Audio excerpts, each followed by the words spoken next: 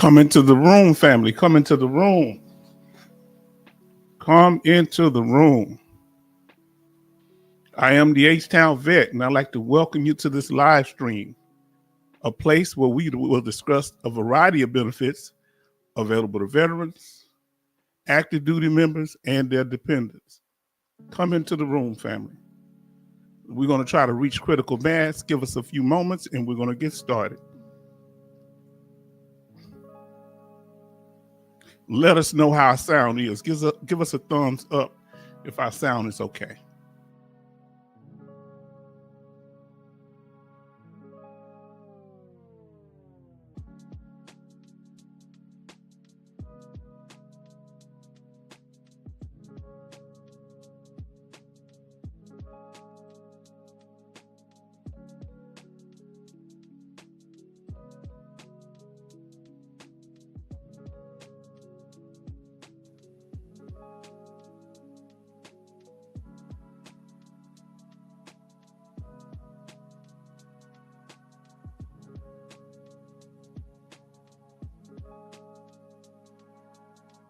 Let us know that you're here, family. Let us know that you are here.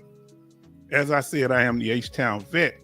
For those that are new to the channel, we talk about veteran benefits, veteran topics. We are a veteran support group. This is an interactive channel. So come on in. Let's see who's here. We have our sister Betty Bob says, good evening, H-Town Vet. Then Army George say the sound great, Desert Storm. Yes, indeed. We'll never forget it, will we? Betty Bob say, Army George, hello. So family, we are so glad that you are here. So glad that you are here. And we're going to go ahead and get started. As we say, for those that are new to the channel, we want to let you know this channel is meant as a bridge to bring other veterans, the dependents of veterans, and active duty members to the channel so that you can get informed and you can interact with other military personnel and veterans. Our brother Army George says hi to everyone and to Betty Bobs. So family, if you're new to the channel, let us know that you're here. We're going to be putting out powerful information in a timely manner. Okay, if you're new to the channel, let us know if you're retired military. Don't forget to hit that like button. And if you're retired military, put RM in the chat. Let us know if you're new to the channel and how you found us. And let us know your branch of service, state, or country you're living in. And if you are a female veteran, we'll get to that in a minute. The H-Town Vet was in the U.S. Army, and I'm from Texas, currently living in Texas, my home state. So family, so we're glad to have you here. We're glad to be here. So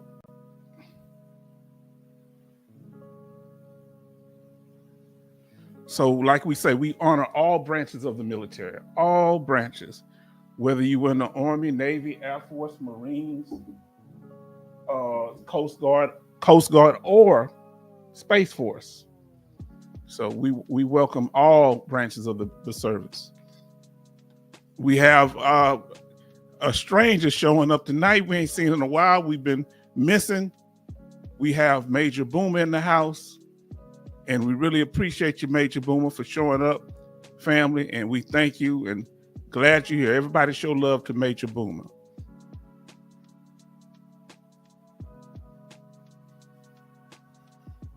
And like we say, we're going to honor all veterans. We salute you and we thank you for being here. We thank you for your service, for the family members, and particularly to our female veterans, because it's Women's Heritage Month. So March is meant to honor women, and so we're honoring the women of our country, and that being our mothers, sisters, daughters, cousins, nieces, grandchildren, and military members. whether the women were in the Navy, Space Force, the Marines, Coast Guard, or the Air Force. We honor you. We thank you for your commitment to our country, your service, being part of that 1%. Thank you. And the U.S. Army. Major Boomer says, thanks, H-Town. Glad to be able to be around for a while. We appreciate you. We know you have family commitments, and we appreciate you for that. Thank you. Now, we have a standard operating procedure that we go by, our SOP. We go over our objectives, meaning the topic for the night. We cover to see if there are any VA law updates on va.gov. Then we check, we go into veteran news or news stories that affect veterans. And then we cover the channel information and the after party. We have our brother Rose City D say, good evening, H-Town vet, and salute the chat. Salute, brother. And everybody's just showing each other love. And let us continue.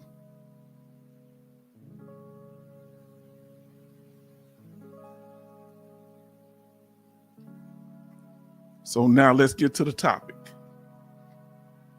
The topic for tonight, we're going to be talking about how to win 100% permanent and total rating for PTSD and other mental health disorders. Because the ratings, the rating criteria for PTSD is similar to one for depression and other mental health disorders. They're pretty much rated the same. There's very little difference. They do have a different DBQ, disability benefits questionnaire for PTSD, and they have the other one is for other mental health conditions. And I think they have one for major depression. So we're going to talk about that. And as we're saying, we're talking about a limited time only. So if you have a mental health rating or trying to get one under the current criteria, you need to pay attention and watch this video thoroughly. Now, what is the purpose of the video? The purpose is to show you how to win a 100% P&T, permanent and total rating for PTSD and other mental health disorders. This is the goal.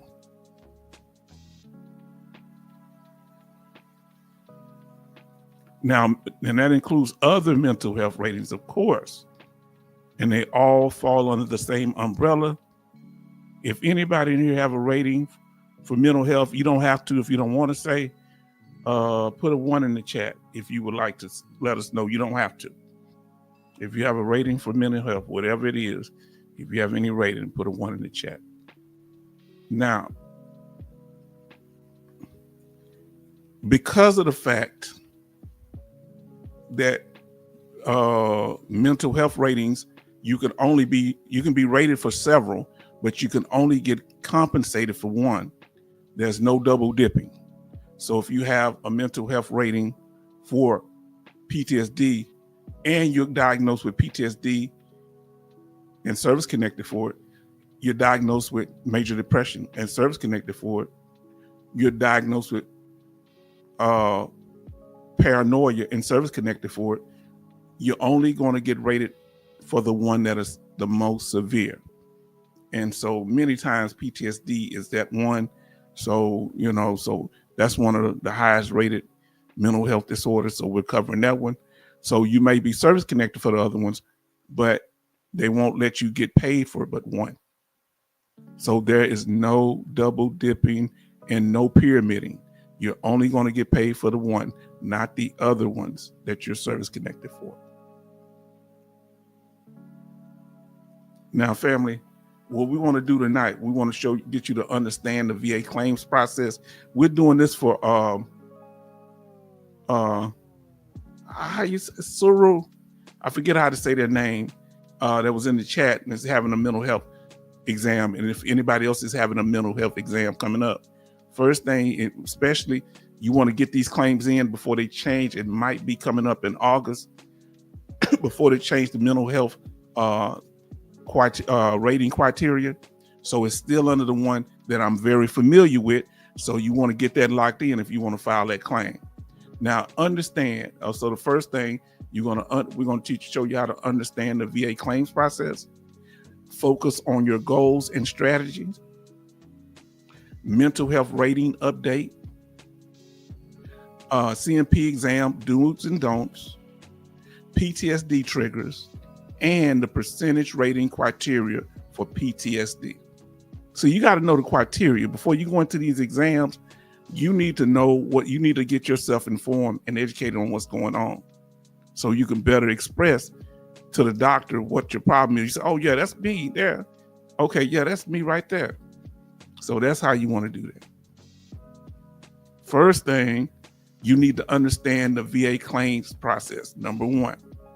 And we have a video, the VA claims process from start to finish, that covers that. Takes one condition from start to finish and show you how to get rated for it. Look at that if you haven't had a chance.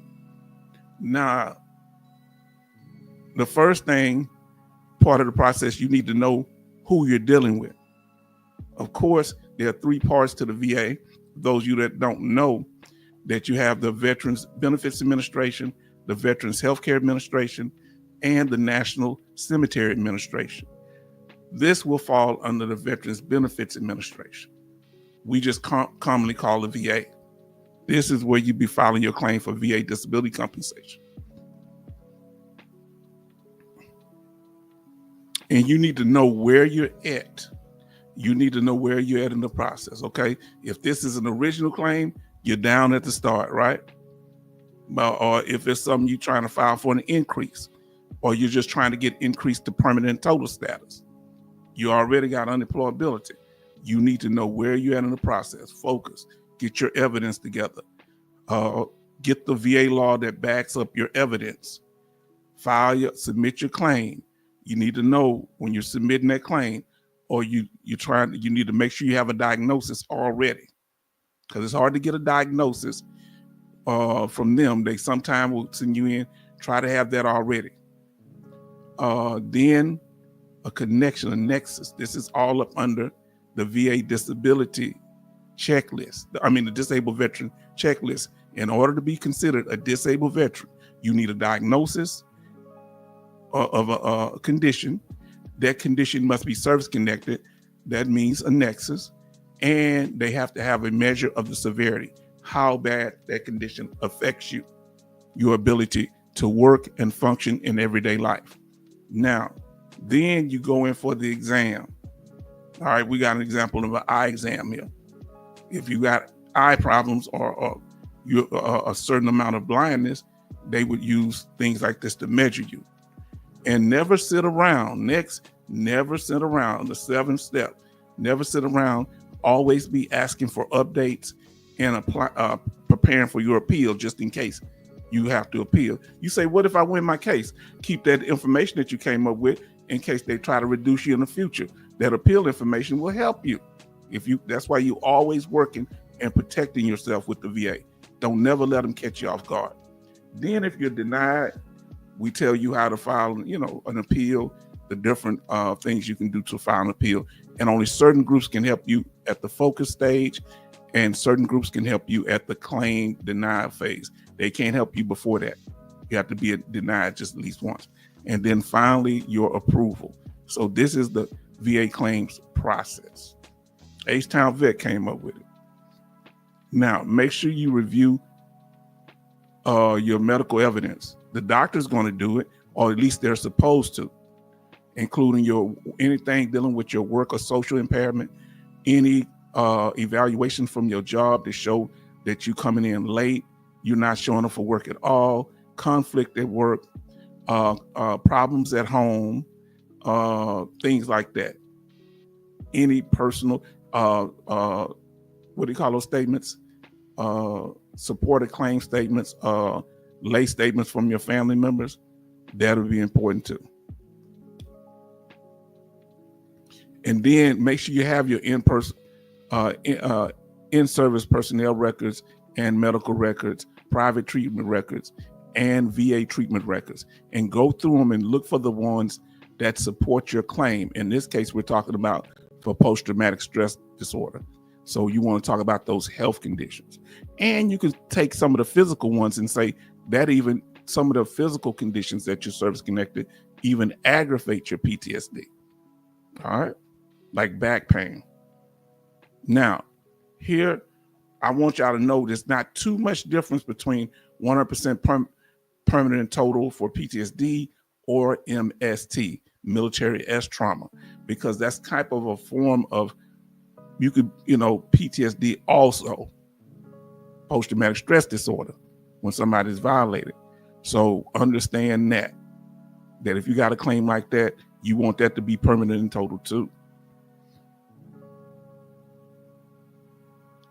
Now, so what are you trying to do? We're assuming that the individual is service connected already. They're not appealing anything. They just have new and material evidence that their condition is permanent and total, or they're filing for an increase from 70, 30, 40, 30, 50, or 70 to 100%. All right. They're filing for an increase to a permanent and total status, but you must have the evidence to back that up. And this is, like I said, for our brother Saru and for anybody else. So what is it going to be? Is it direct service connection or secondary service connection? It's going to be direct service connection. Why? Because it's dealing with post-traumatic stress disorder that you occurred while you was in service. Now remember, always diagnosis, recognized injury or illness. So PTSD is the diagnosis, post-traumatic stress disorder. Then the nexus, that post-traumatic stress disorder being connected to your military service, whether you were assaulted, whether you had experienced an event where you were traumatized, and a measure of severity level. How is it affecting your life as far as your ability to work or function in everyday life? Number 2, claim strategy. All right. So what is your strategy? What are you trying to do? This is the way it works here. So you let's say you had a temporary 100%, we talked about before, IU, and you want to make it permanent. I wouldn't, as soon as you get an IU, individual unemployability, I wouldn't try to go for permanent total status unless you have evidence that show that it should be rated at that level. So give it a couple of years, build up your evidence. If you need to go to an outside doctor and get treatment for your mental health, do that, build up your evidence. And if your condition gets more severe, then you open up that claim. And another reason, if you get close to where they're about to, every 3 to 5 years, once you get a temporary 100% IU, every 3 to 5 years, they're going to be reevaluating you anyway. So go ahead and put in for permanent total. You push the evaluation on your terms. You understand? Don't wait for them. Since they're going to be evaluating you anyway, go ahead and ask for permanent total. So what is your strategy? First part of your strategy, who's going to represent you? Are you going to represent yourself? If you represented yourself in here, let us know. If you've represented yourself, just let us know. I think a couple of people have represented themselves. And are you going to have somebody represent you? It could be accredited, unaccredited claims agent, or lawyers, VSOs, state or local county governments, and know what they charge. Follow the money. Some charge you, some don't. Some help you at certain levels, some don't. Watch our last video. Now remember, it will depend on where you are in the claims process. Those that charge you money and that can help you at the beginning will be unaccredited claims agents. Those that don't charge you money and that can help you in the beginning will be VSOs, state or local governments. Those that charge money that cannot help you and file a claim, they have to wait until you get a denial. Those are accredited lawyers and accredited claims agents. Understand that. Know the game. Now, you need to know what you want to do. You're going to wait until they send you to a CMP exam and they do a DBQ there, disability benefits questionnaire. This is what they're going to use to write the information in and send to the VA, or you're going to get one done on your own. You need to decide that. If you're already scheduled for one, you make sure you go to it with the VA. Now, remember, if you do your own DBQ, you need your own mental health specialist. Make sure they specialize in mental health conditions. Okay? You don't want a back doctor filling out a mental health form, DBQ, because it might be they're going to ask their credentials. Number 3, mental health ratings update. Of course, there's no longer any 0% rating. The changes are going to come in 2025 this year. They said maybe August, so be looking for that. But if you're trying to get your mental health claim done, go ahead and try to get it in now under the old law. And depending on what they do, they might put it under the new law. But if you get it in, it's a good chance that it'll be under the old law. And that means the old criteria, the old rules for PTSD. Now, family, we breaking it down here. Remember, right now, before the change happened, it's going to be based on your impairment, how severe your impairment is. And how do they measure your impairment? How it affects your ability to work and function in social settings, as you see to the left. They're going to change it. And it's going to be four groups. All right, we'll go into that later because it gets a little confusing. We're going to go into that in more detail. But right now, we're going to deal with impairments, social and work impairment. That's what we're going to deal with now because we're still under the old law. But when they go under the new law, it's going to be levels of functioning. And they're going to have 4 domains, 4 areas that they do it. And they're going to measure your level of functioning. And it's confusing. And it's to their benefit. If it's at least what you know with the one they have now, either you got it or you don't have this symptom. Either you have that symptom or you don't. Now they doing it, measuring it like with a ruler and all kind of old crazy stuff. Foolishness. Now, the rating system as we stand now is still 6 ratings for mental health ratings and for PTSD in particular, 0, 10, 30, 50, 70, and 100. So if you have a 50 or 70%, you got a good chance to get to 100 if you have the evidence to get you there. Now, number 4, do's and don'ts. And I want y'all to know, even those that have their ratings right now, I got my 100% permanent total. I got my 100% TDIU. I got this here. I don't need no increased rating for mental health. Well, you don't know what things might change. So you need to be aware and always be ready when something is about to happen. Okay? Now, do's and don'ts when you go into any CMP exam. Please listen. We went over this, but we've integrated this into our what we call this here live stream for today. The topic for today. Do's and don'ts. Don't be absent. Don't be absent. You may not get another CMP exam for 3. I know one person that get it for 3 or 4 years. They might deny your claim. Right out because you didn't show up. That's a don't. Being absent is a don't. Don't be late.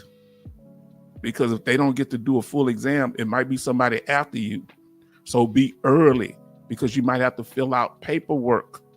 When you get there, you will have to find out where it is before time. Find out the traffic, the weather for that day. Please. This is very important. Life-changing event. Don't be late. Don't talk about money. Help, I need money. Please don't do that. Don't go in there talking about no money. We got our brother. Everybody show love to Kevin Colbart Sr.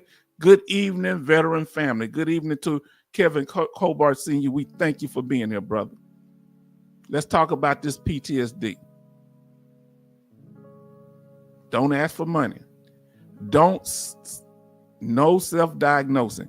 Don't diagnose yourself. Don't go in there and say, doc,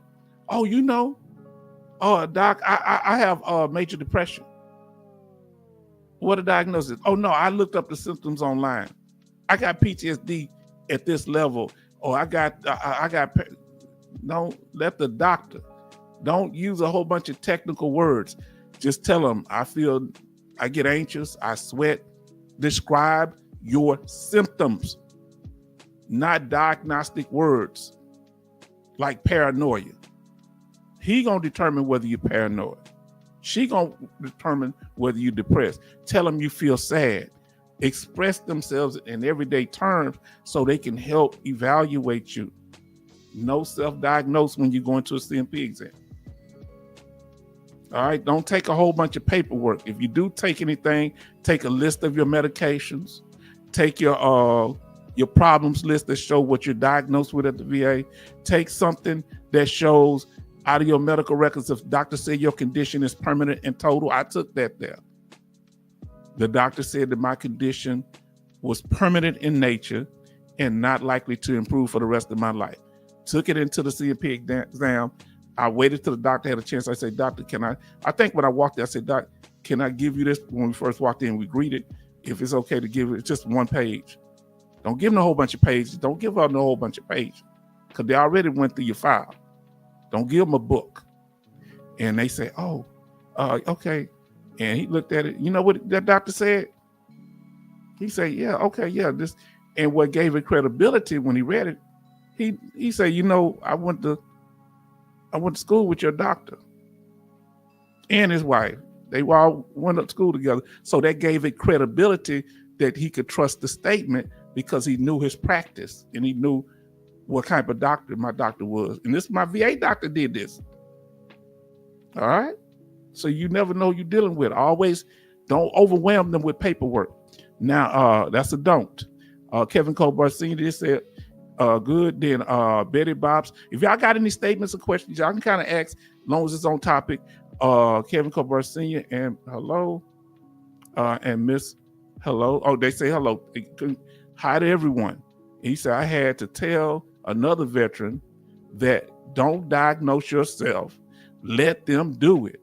Who in here heard somebody trying to diagnose themselves, family? Come on, tell me the truth.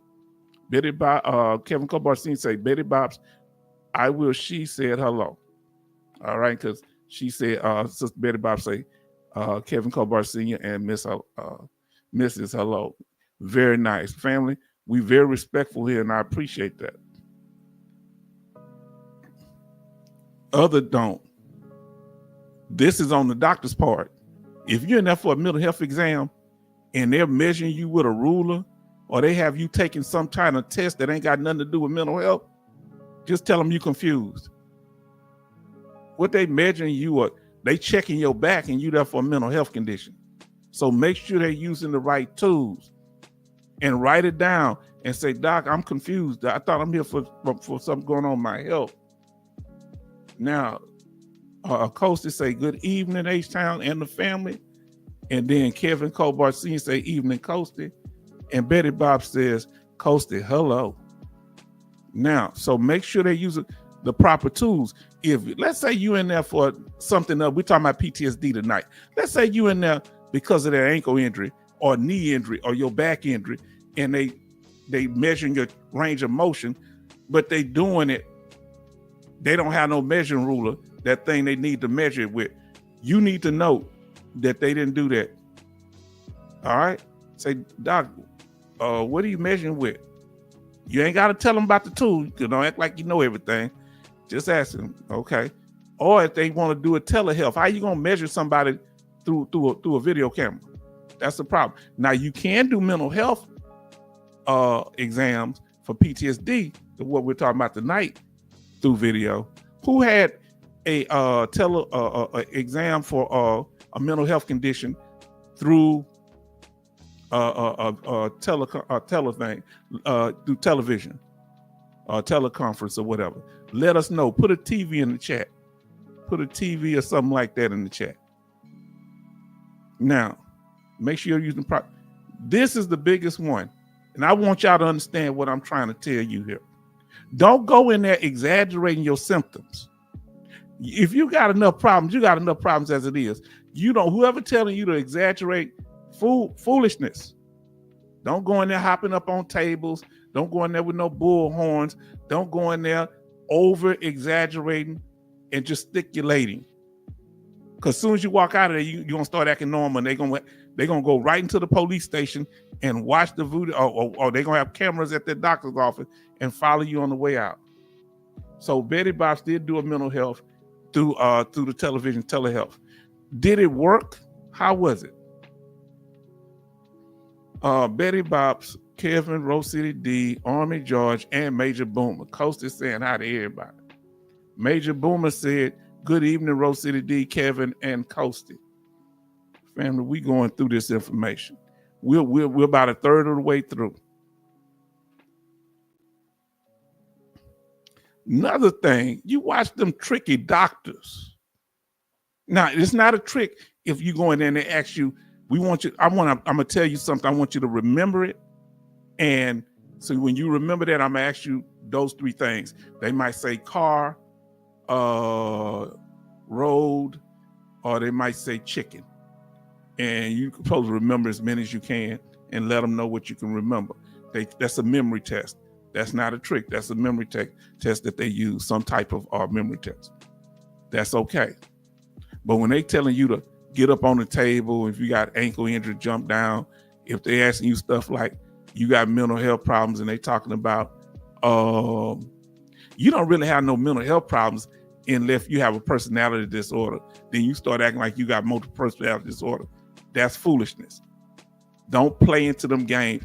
Well, you really don't have it unless you do this. You really don't have PTSD unless you do that. Don't play into none of that. All right, that's trickery. You hear me? Now, incomplete exam. If they didn't do everything, if they didn't ask you the questions about, do you feel like hurting yourself? If they didn't review your records, that's an incomplete exam. If they didn't ask you questions, examine you, because that's how they examine you.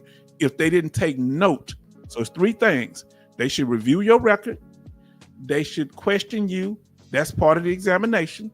They should observe how you look. If you have what type of clothes, are they dirty? Are you disheveled? Or do you have the wrong clothes on? It's summertime, but you got winter clothes on. That's inappropriate. Okay? That means that's a problem. So if they didn't take note of none of that, you need to, and if you look at the report and they didn't put some stuff that went on in there, that's why when you leave out, write down everything that happened in that CFP exam that you can remember. Then come back and think later and put more down. Come on now, fam. I'm telling you how to do it. Ain't no magical way, because ain't none of these people going into that CMP exam with you but you. Okay? If they let you take in your significant other or not, that can be risky, so you better check the doctor first. Call first. Don't surprise them with your spouse or family member. Don't surprise the doctor with that. Ask ahead of time, okay? Anybody telling you, oh, I took my spouse, you can take your spouse, then you get it mess your claim up. They not gonna help. They ain't gonna care. It worked for me. That's all they gonna tell you. So watch when you're listening to everybody telling you stuff. Make sure you check ahead, because every doctor is different. Okay, some may want to see your spouse or a family member or friend. Some may not. You get what I'm saying? Tell me if y'all understand.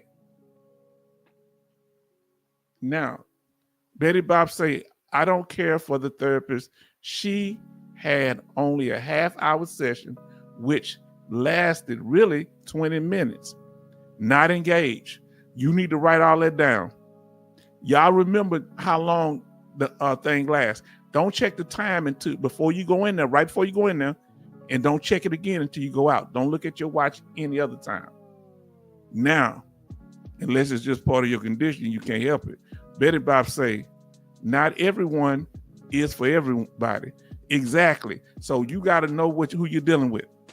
All right. So what worked for you may not work for me.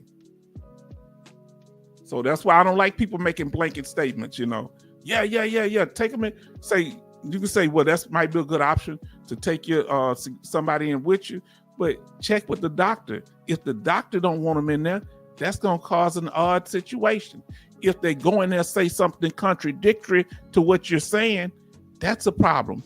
If they sound too rehearsed and they're actually kind of over-exaggerating because they're going to benefit from it too, you think the doctor's not going to pick up on that? So it has to be authentic. Tell me if I'm lying, family. I'm just talking real talk here. We talking turkey. Now, no incomplete reports. Now, you need to make sure that the doctor has reviewed your medical records. You'll know that by the questions that they ask you. If they know the other medical opinions from other doctors and what's in there. If they ask you questions and you know that's something simple in your medical record. If they ask if you service connected, they should know that already. If they ask if you diagnosed with PTSD, they should know that already if it's on the information and it's part of your claim. These are examples or clues that they haven't read over your file. And we went over that clinical evidence. So they're going to consider the files that you turn in, all your records. They're supposed to review that before they get in there. All right. And before they examine you. So that's one thing it's going to be based on. Clinical evidence. That's how you get rated. Signs and symptoms, family. This is where the payday at. Signs and symptoms. Signs and symptoms, especially when it comes to mental health, because it's psychological. It's going to be based on what they see. They already went over your file. That's number one. Now they got to see what they see and what you say to them and what they hear. So the doctor's going to be listening to what they hear from you and what they see when it comes to you. All right. And when it comes to what they hear, it's not just what you say, it's the tone of your voice. Okay. So different things will make people upset. So that's cues too. All right. If you get in a certain conversations and you avoid it because it brings up uncomfortable feelings, those are signs and symptoms, family. Signs could be that you're dressed unhygienic. That's a sign. A symptom can be agitation. That's a symptom. Paranoia is a symptom. Depression is a symptom of a medical condition. And how severe the doctor believes it to be, the higher the rating. Remember, signs and symptoms. Tell them what's going on. Go in there and talk to them. Let them know what's happening. All right? Don't hold back. Communicate and let them know what brought you there. And if that's not one of your worst days, they understand the conditions fluctuate. Sometimes you'll be sad. Some days are worse than others. As our sister said on last live stream. You don't go in there, I'm feeling good today. They're going to say you feel good. They ain't going to say you felt good today. So be careful what you say. Tell them, I've had worse days and, this is a bad day, but I've had worse. That way they can't trick you in no words. Number 5, PTSD triggers. All right. Now this is where the money at. This is where your benefits are at. When you talk about the triggers, if they don't cover the triggers, you cover the triggers. Are you listening to me? Don't you? This is what I'm telling you, because when it comes to physical conditions, I want to explain this.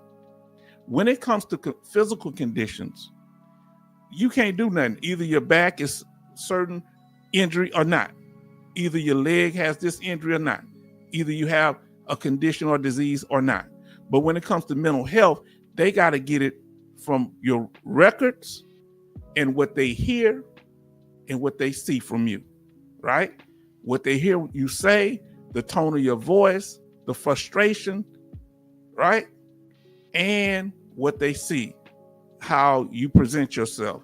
Are you closed off? Come on, family. Are we talking turkey today? So remember that. I forgot what I was about to say. The triggers is where it's at. If they don't cover them, you cover them.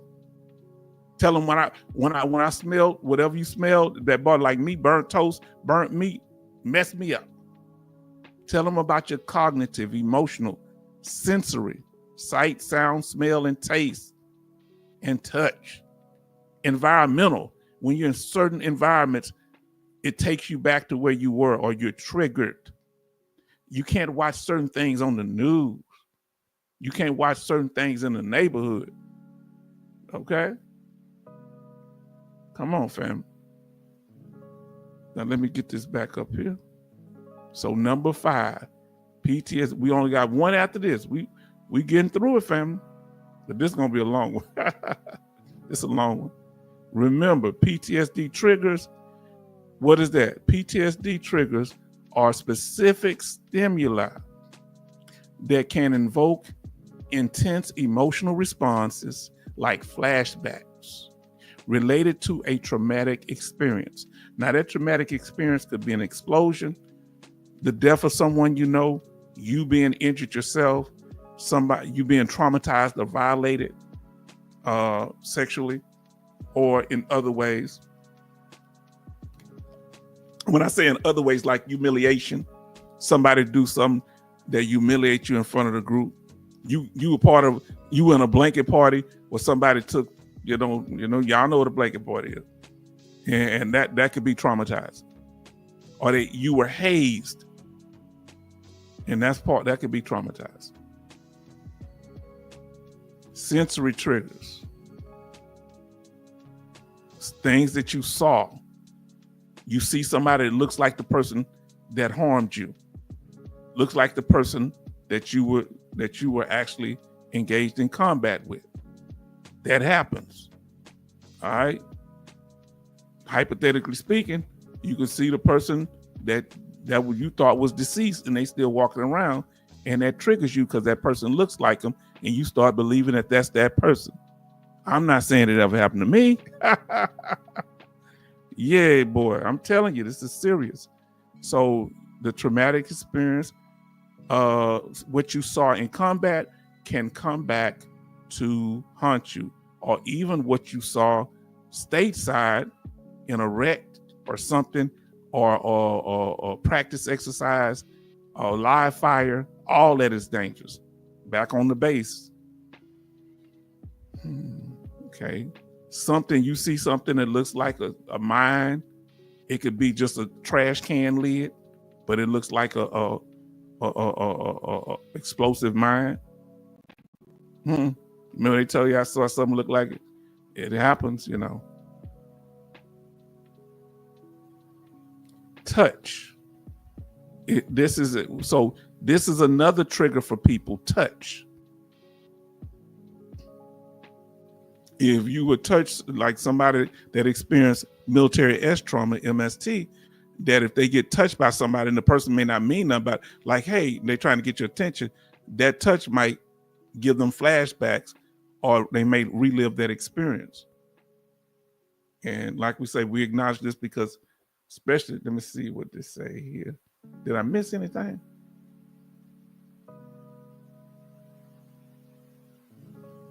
Okay, I ain't missing no comments, and make sure, because sometimes y'all be commenting, it don't move it up. Okay, here we go. Now I want to ask this one. This is the interesting. What if you were a victim of domestic violence while you were in the military? Now I want to ask y'all this in particular. Follow what I'm saying to you, and I want y'all advice. All right, I want y'all input. What if you were the military member, but your spouse was your dependent, but the dependent is the one that did the domestic violence, your husband or wife? Let me ask you this. Can that be service connected? Even though your dependent was a civilian and you were in the military. That's an interesting one. Tell me if you think that could be service connected. Give me a Y in the chat if you think it could be service connected. If you think it'd be a service connected, give a Y. If you don't think that could be service connected because it happened by a civilian spouse and not part of your military service, put an N for no. Let us know, because I really want to know. Don't we come up with some good questions? Now, Sister Betty Bob says yes. Sister Betty Bob said yes. Coasty say yes. So if you're in the military, since it's Women's Month, we're going to, because most of the people that are victims of domestic violence tend to be women. There are a large number of men, they just don't report it. Let me ask you this: if you're the spouse that's in the military, and you come and your spouse is the one domestic violence, why do y'all think? Tell me why y'all think that would be service connected. Let us know. Let us know. Now, I got my opinions. Smells, certain smells. Okay, family. You know, H-Town talked about those smells. That can be a triggering event. For myself, I do not like burnt chicken. Now listen, I like my chicken a little black on it, but I don't like it burnt up. I don't like no flesh burn. It upsets me. You want me to get away from you or get mad, start burning stuff, because I was in Desert Storm. Not fun. I don't want to smell nothing burnt. No, indeed. Also, smells like colognes, perfumes, or somebody's scent if you've been violated by a person. I knew one a female veteran. She had went to the NSO club on the base, and she's walking back to the barracks, and she got violated. She remembered the smell of the person. Never saw him. It was pitch black dark, but she remembered the smell. She also was frustrated for about a day or two, embarrassed, but then she ended up going. She wilded out, and she ended up going to the hospital, the hospital on the base. And that's where, she could find the evidence that she needed. Even though she eventually said something when she was there, they didn't know what was wrong with her, so they sent her there for help. So, it's good to have someone to talk to, or don't be ashamed. You don't have to go straight to your what do you call it? Your what do you call it? Your command, because there might be somebody in your command that did it. So smells and taste. I don't know too many about taste. Some people say that they taste certain things. I don't know, but that's one of them. You may not be able to taste certain things. I've heard this from Vietnam veterans. I don't know how it works, because I still taste stuff, but taste could also trigger it. Tasting certain things. Maybe tasting the dirt or something. I don't know. Sounds. Yeah, I know about the sounds. This can trigger your PTSD too. You need to tell the doctor all this. So Saru, if you listening, make sure when you go, you look over this video.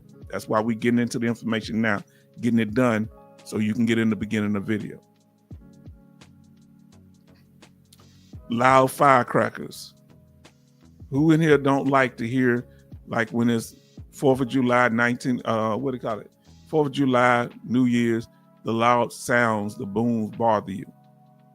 Let us know if it bothers you.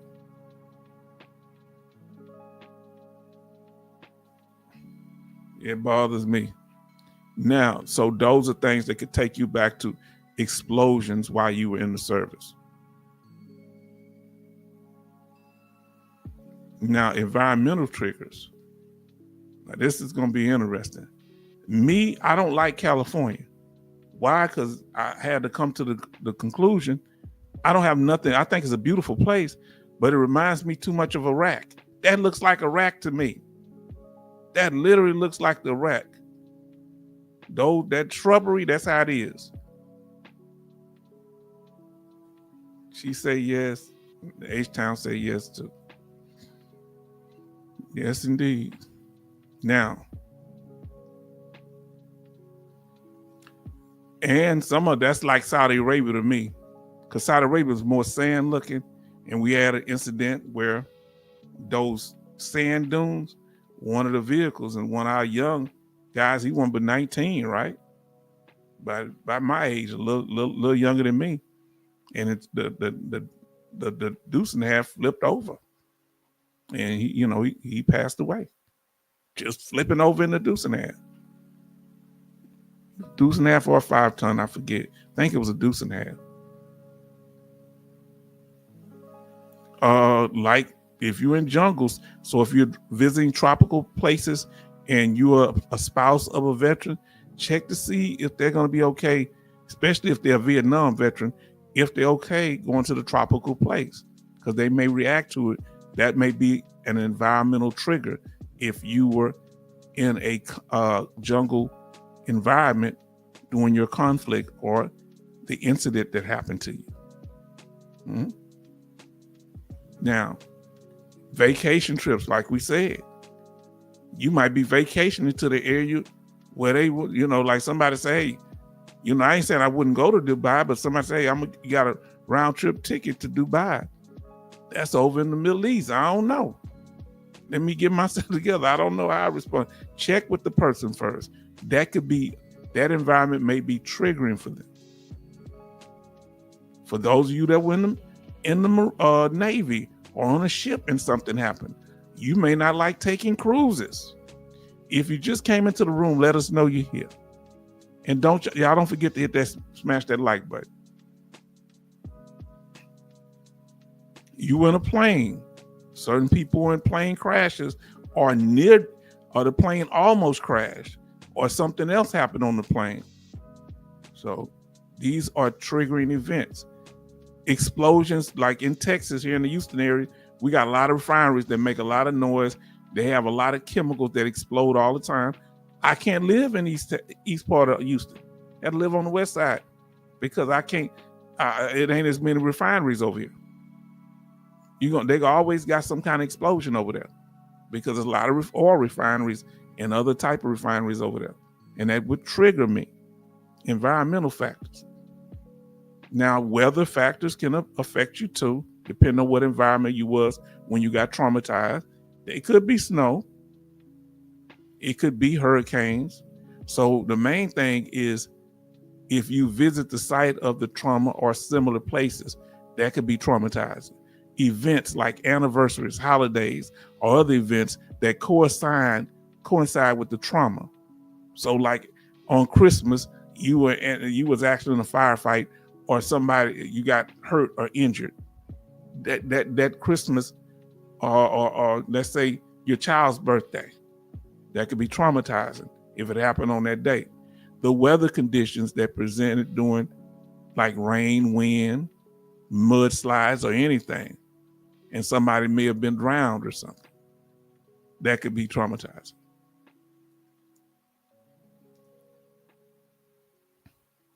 Now, here's a major one. Ain't nobody told you this here, family. When you go into that CMP exam, you need to tell them about conflict management. They're going to ask how you cope with stuff.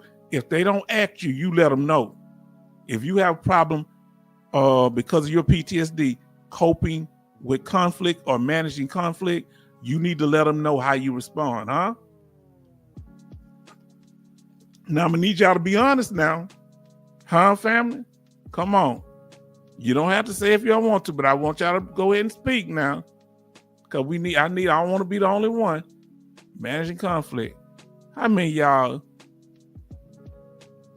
road rage? Huh? Give us a thumbs up if you experienced road rage, or why in the chat. Come on now, family. We live in Texas. How can you live without road rage? Being in an environment where people are using vehicles you feel as a weapon can trigger you. Huh? Road rage. Whoever fussed at you. I'm not the only one. Look, Lord, I was feeling bad at first, family. Look, even if you're the passenger, whoever had road rage as the passenger, if you have road rage as a passenger, put a P in the chat. If you've had road rage, put RGP, road rage passenger, RPG. If you've had road rage and this woman yelling and she not even driving, if you've been the passenger, put a P in there. That's good. You, oh my Lord, everybody, this is my confession. Oh family, oh Lord, Kevin say yes. Betty Bob say yes. Charlton say hi family. Late was gluing chair. We want to ask you, brother, if you've experienced road rage driving, put a Y in the chat. If you experience road rage as a passenger, put RPG. Well, see, have you ever been a passenger? I got to put RPG because that means road rage passenger. Have you ever did it as a passenger? You need to let that doctor know in that CMP exam for post-traumatic stress disorder. Now, where else are you going to get this information? You wouldn't know to think of that. You know where I got it from? I'm going to tell you. What is his name? VA Claim Academy. So I give acknowledgement to that young brother. I just didn't think about it like that. I have thought about it, but I didn't connect it to being a trigger. So I respect him. See, I don't sit and just say stuff. I appreciate it. Huh? The young brother, he's smooth. We be having an ascot on and talk smooth. He sounds like a military version of Mr. Rogers. Listen, okay, family? But what are you doing? You're going to get this. I just love listening. I can listen to whatever he say. Man, if y'all haven't went over there, go over there and see him. If you stop coming here, I understand. But I'm telling you, you know what I like about him? He has a sharp mind. That young man has a sharp mind. He does. A lot of stuff that I think he thought of, he's way younger than me. I got a lot of respect for him. He's one they say he's a claim shark too. He was on that list, but a Claim Academy, yes indeed. So let's see here. Oh boy. Let's see. He said Rose City D say yes, road rage. Yes. Road rage as a passenger. Lord have mercy. How y'all fussing? What do people be saying? Charlton said, yes, I had road rage. He just came right out with it. What happened? Somebody cut you off, Charleston? What happened to y'all? Kevin Cobar Sr., evening, Charleston. Then Charleston say yes. And then Betty Bob say Charleston Zimmerman, the fellow Navy people here. Then we got H-Town say road rage as a passenger. I put the letters wrong. Coasty said, hi, Mr. Zimmerman. He said yes, and road rage as a passenger. Oh, Lord. Man, Rose City D said, I had road rage and followed this lady to the Dollar Tree. I lost it and scared her. I was wrong. One of my neighbors followed my other neighbor around here. You need to let them know about it. You go to that CMP exam. See, you don't make the connection. Huh? You see driving as a threat. You see that as an opponent, as somebody that's a blitz attack against you happening all of a sudden, out of nowhere, just like an ambush. Huh? Now, let y'all doctors know when you going there for them CMP exam for mental health, let them know. Kevin Cobar Sr. say, I had road rage as a passenger and driving my wife has it worse than me. And driver, my wife has it worse than me. Uh-oh. Oh, Lord. Now, let's see what we got here. Now, I had road rage as hit behind triggered my ship collision. Oh, Lord. You need to file for that. You need to write that down, my brother. 1978. That's your trauma. If you're not service connected for that, we're going to do everything we can to help you get that. And you're going to get it with an oil tanker. Gulf of America. Come on, man. He say not Gulf of Mexico, Gulf of America. Gino in the house. Gino, what's going on? You think his name is VA Claim Academy? The young man, brother, I got to give it to him. I ain't gonna lie to y'all. I know, don't he young, so he's still a player, so he got his player outfit on. He's talking smooth, like he real slow with it, but this young man is putting out good information. They might put me on the list now. I ain't gonna lie. He putting out good information. I'm telling you, I sit and I pay attention and I know when somebody, because I know what it is. And this young man, he's very knowledgeable and sharp. I didn't say he do everything right. I didn't say if he helped with your claim, he ain't gonna burn you. I don't know. I'm telling you, with the information he putting out is solid.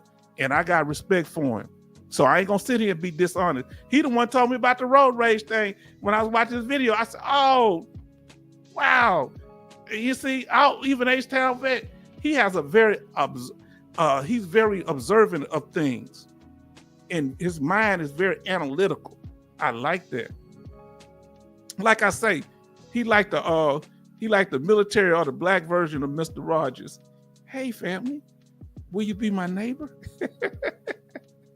Now he say, Betty Bob say, Gino his name is Jordan. His name is Jordan. At Gino, his name is Jordan. Yes, indeed. Yeah, his name. Okay, I didn't know. I think he in Texas. He's somewhere in Texas. He said he in my area. I really appreciate the young man. I'm so proud of what he's doing. How his channel is growing. Now, passenger. Now, family, if y'all do this one here, we're gonna close down the live stream. Who had road rage riding on a bicycle or a scooter? Come on, tell the truth. Anybody that if it's happened, or you got into it with somebody that was on a bicycle. If you was the driver, let us know you was the one riding the bike. How you gonna have road rage? You riding a bicycle and somebody sitting in a car. You know, boy, who had road rage like that? Everybody quiet. Now, other triggers at work. Remember, we talked about social already. Now that's social. Remember how that tied in? Though that dealing with road rage, that is social, but it's out in the environment. Now we talked about conflict with family, domestic violence, and things like that. Those are triggers. We talked about MST, military S trauma. Now we're talking about you working in the civilian world, family. Come on now, let's talk about it. What if you get overwhelmed at work because you can't concentrate? That's an issue. Or you very good at your job, but the workers around you are disorganized. And as a military person, you're not used to that. And that overwhelms you because they want you to handle stuff in a chaotic way. And you like to do it organized. Or you just can't focus at all. Come on, you need to let that doctor know. That's a symptom of your PTSD. If you get at work and you start tearing up property, you get mad at the mouse or computer and you take a hammer. They say, where did she get that sludge hammer from? Huh? That's your PTSD acting up. And you need to let them know in that CMP exam. If you be destroying company property, huh? Whoever beat that keyboard before? Whoever slammed their hand down on that keyboard when they got mad? Whoever punched that screen? Come on now. Oh, look, he say, that triggers me. You heard Kevin Colbert sing? Come on now. You need to let them know in that mental health exam, family. That triggers you. Now, if you argue with your coworkers, you may not get violent, but they trigger you. You get upset, and that's your trigger. Them talking to you crazy, and then shutting up. Don't want to say nothing after they said something slick, or you perceive that they said something slick, or they gave you too much eye contact. reckless eyeballing, huh? And they won't disengage. Oh Lord, sound like I'm having a little flashback, right? That's all I said. It'd be okay if they stop giving me all that reckless eyeballing, even when they told to disengage. My Lord. Now, he said that triggers me. Oh, Lord, let me be quiet. All right. Now, God dog, I'm going to get that little gnat in here when I open the front door. I'm going to get him, though. Now, if you have interpersonal relationship, remember, it's not just impairment right now before they change the law. It's work and social impairment. Whether you're out in the regular world, you need to let the doctor doing your CMP exam for post-traumatic stress disorder and any other mental health disorder know what type of social problems you have out in the world and interpersonal with your family members. Okay? That's right. Reckless eyeballing is a classic. Yes, indeed. You give me too much eyeballing, I see that as a threat. If you're not no woman and you give me too much reckless eyeballing, it's a problem.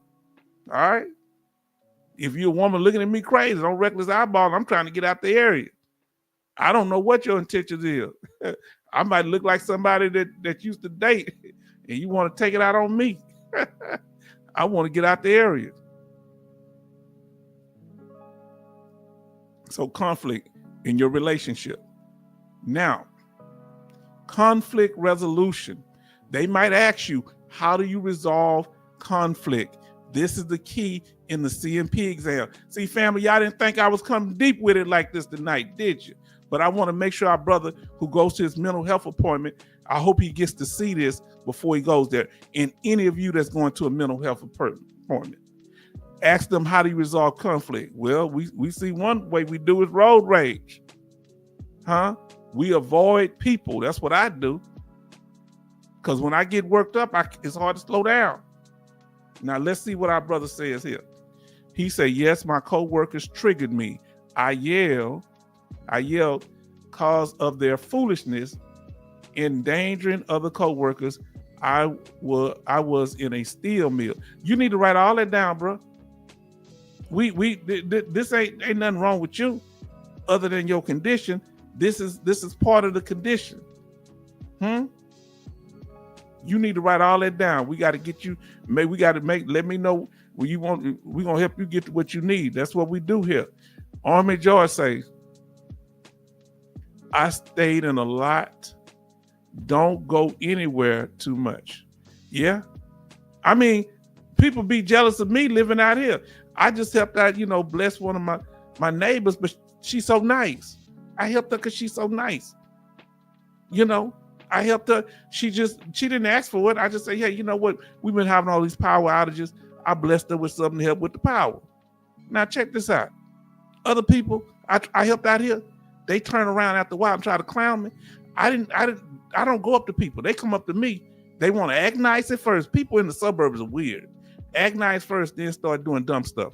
I had a neighbor having their mail delivered to my house with my address and their name on it. And I asked them to stop doing it. They wouldn't doing it. They wouldn't stop doing it. Now, what if they was sending illegal stuff to my house? You know how they triggered my PTSD? They haven't apologized yet. Still walk around acting like ain't nothing happened. In my experience, if a person does not apologize for doing foolishness, they plan on doing it again. You know what I did to resolve it? I put fraud all over the boxes. Fraud, and then had them people take it. And the person didn't want to pick it up at their house. I happened to be at CVS, Walgreens, and they had it delivered to Walgreens. I didn't know you can have your. So if they don't want to come into their house, why they sending it to mine?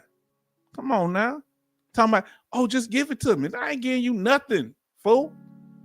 I know I'm supposed to call nobody no fool. Now let's see what it says here.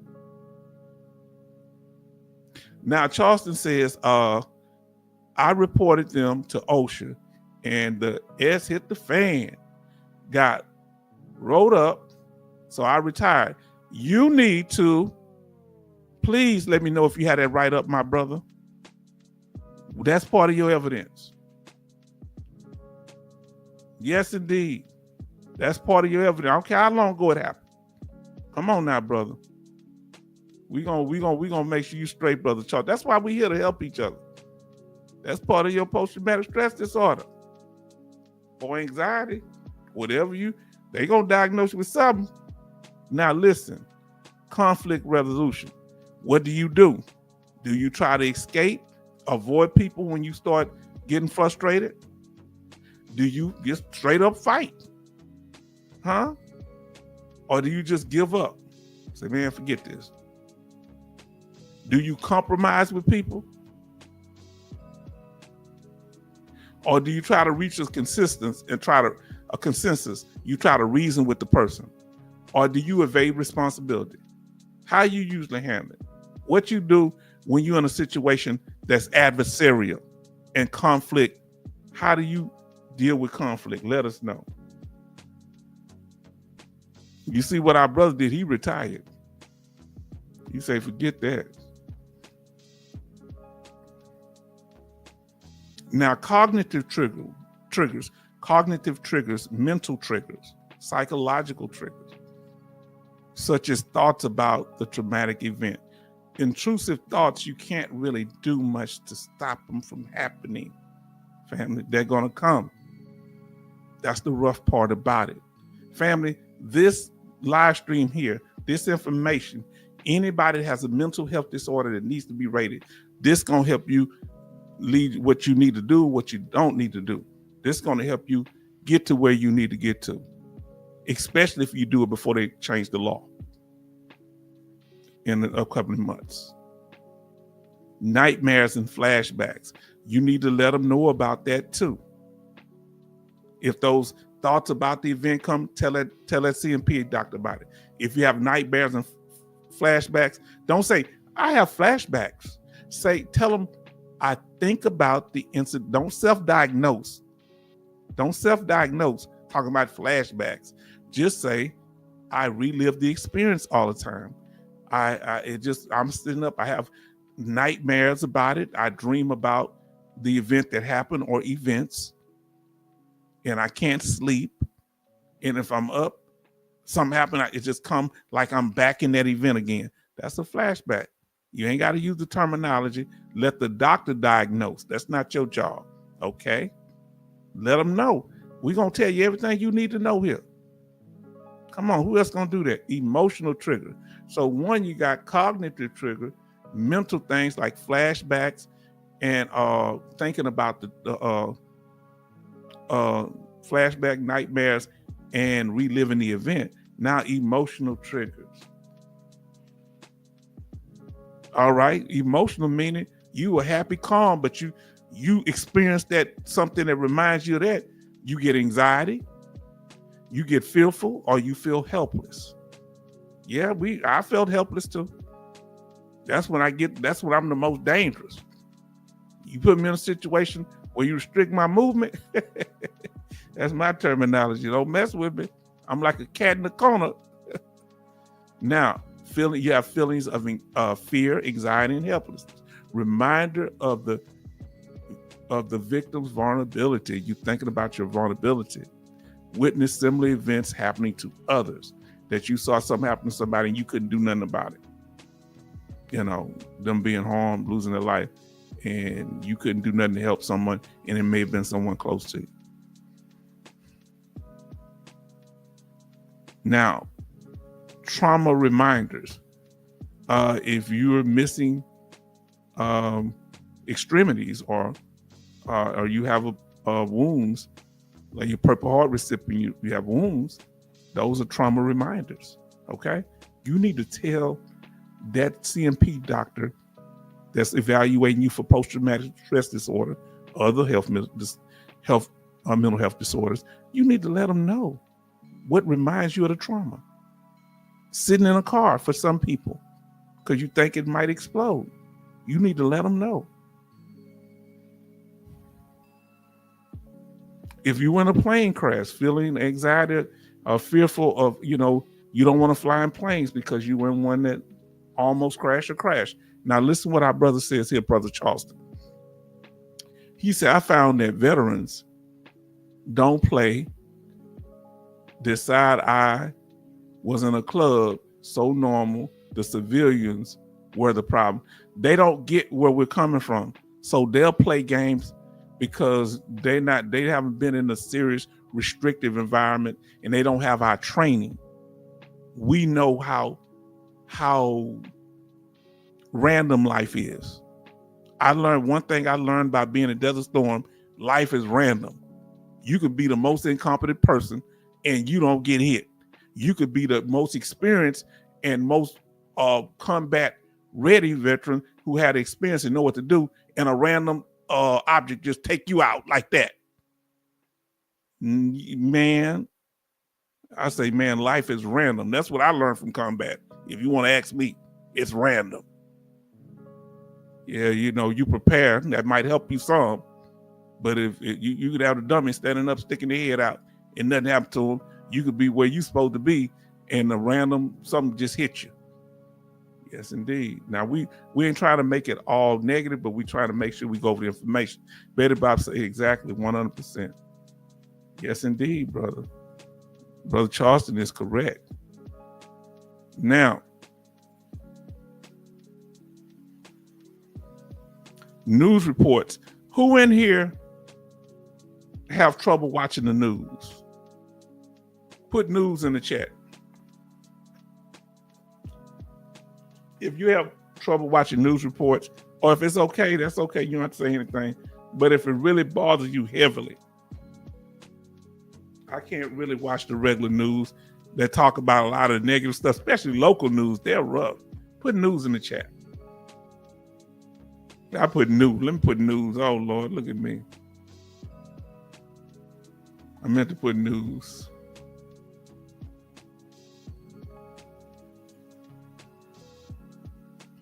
If you have trouble watching news, Betty Bob says she has trouble watching news. H-Town Vet has trouble watching the news. Yes, some things, especially when it comes to war, things like that. Even car wrecks, I don't like certain things. Hostage situations and stuff like that. Now, that's weird because I wasn't in no hostage situation, but I don't like them. That stresses me. Anything, like I say, we was in Desert Storm, oil well fires everywhere, these environmental factors. All these different things, vehicles, Humvees. You might see a Humvee. Somebody might have an old Humvee that looks like a military Humvee. That could be an issue. PTSD triggers. We went over them, family. Try to always have someone to talk to, our fellow veterans. That's why we're here. Especially the young veterans. We want y'all talking to each other, supporting each other, and we're here for you because I know sometimes they feel comfortable talking to each other. But come to us because we understand. I know it seemed like we kind of slow boogie with it, but that's for a reason. Come in and try to, fellowship with us too, because we're here for you. Y'all come in and out time. Number 6, the last one.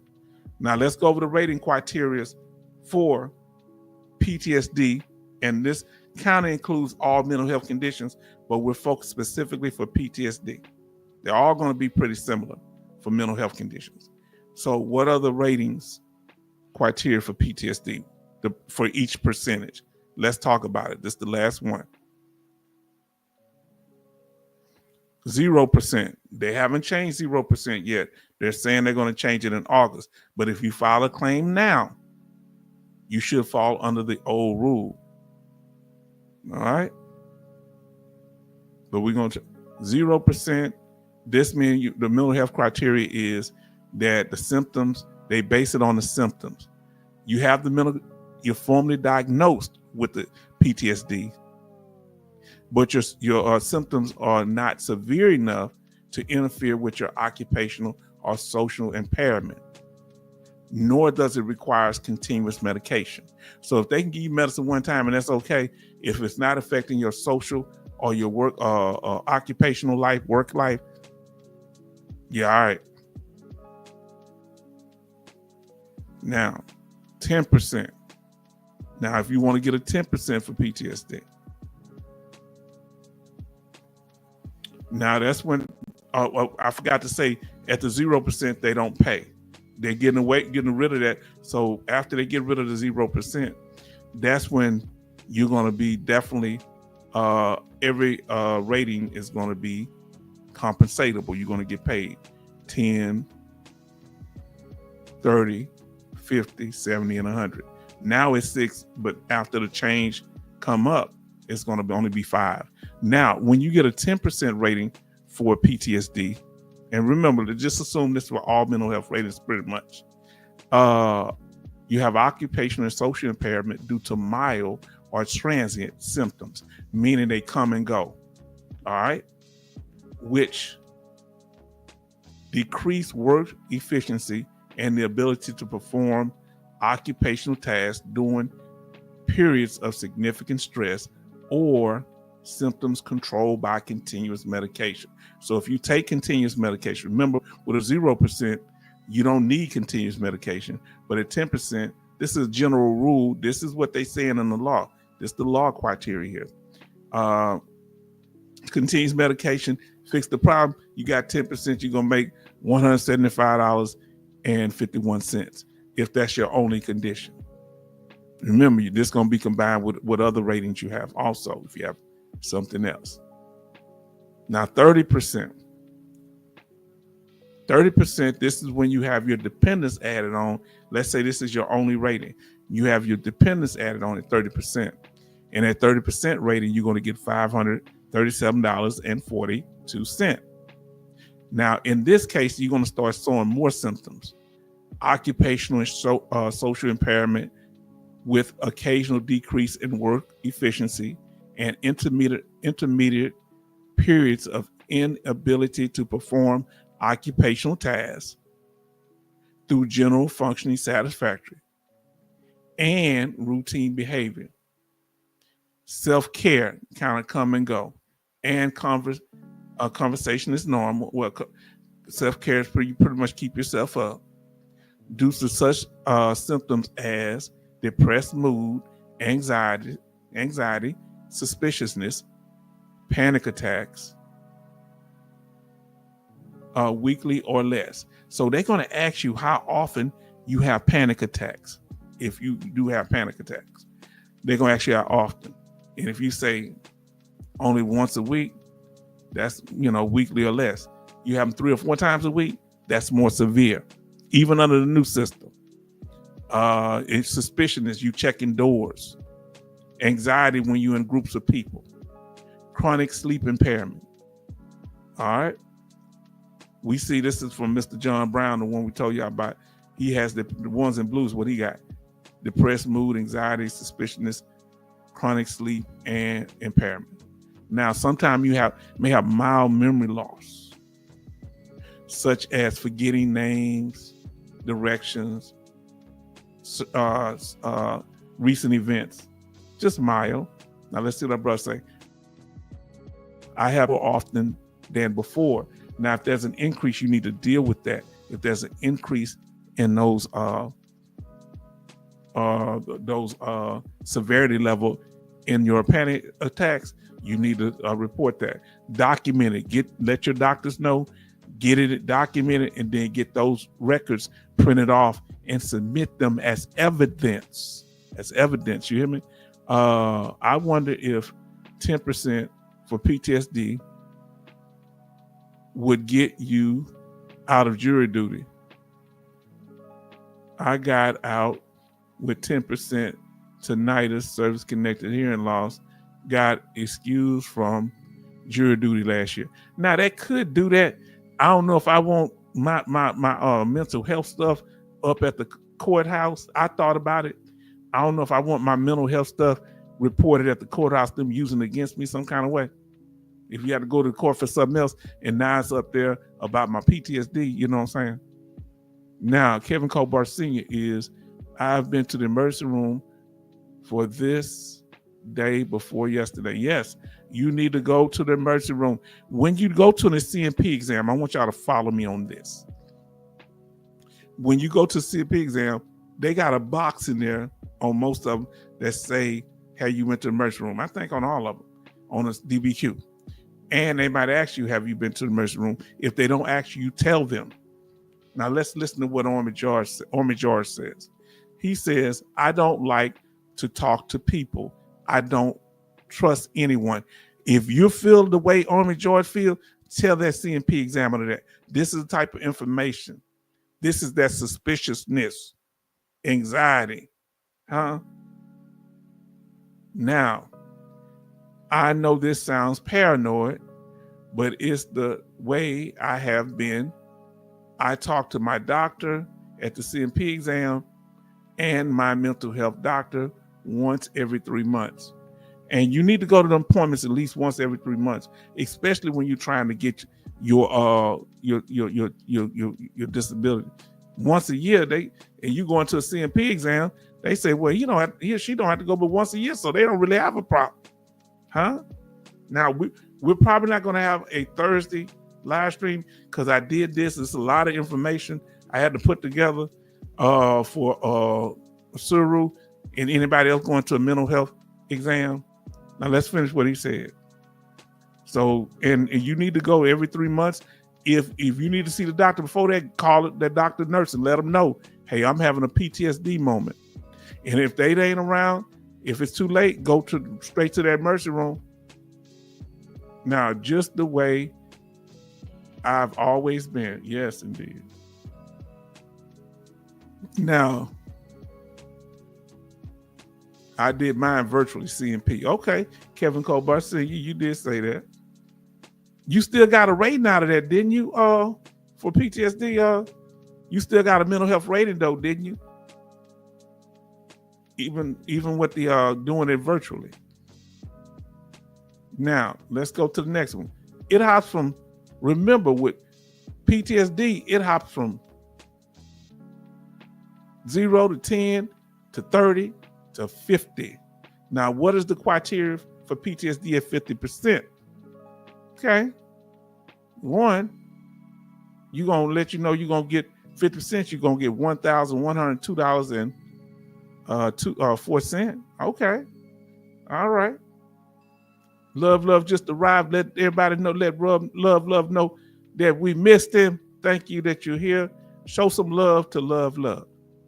Now, so once you have what are the symptoms when you're dealing with what is the rating criteria, which is expressed through the symptoms? What is the symptoms when you have a 50% rating? And these are not exclusive now. Occupational and social impairment with reduced reliability and productivity due to such symptoms as flat affect.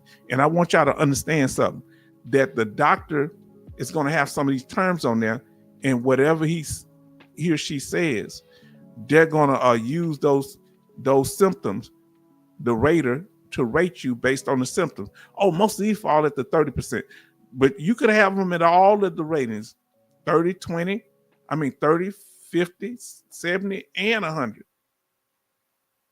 and 10. Eventually, you're going to accumulate them, okay?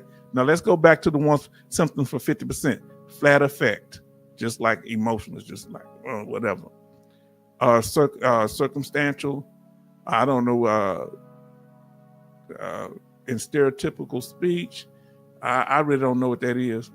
Panic attacks more than once a week. Okay, panic attack more than once a week. If you have panic attacks more than once a week, that's key.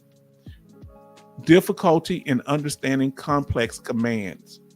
Impairment of short and long-term memory.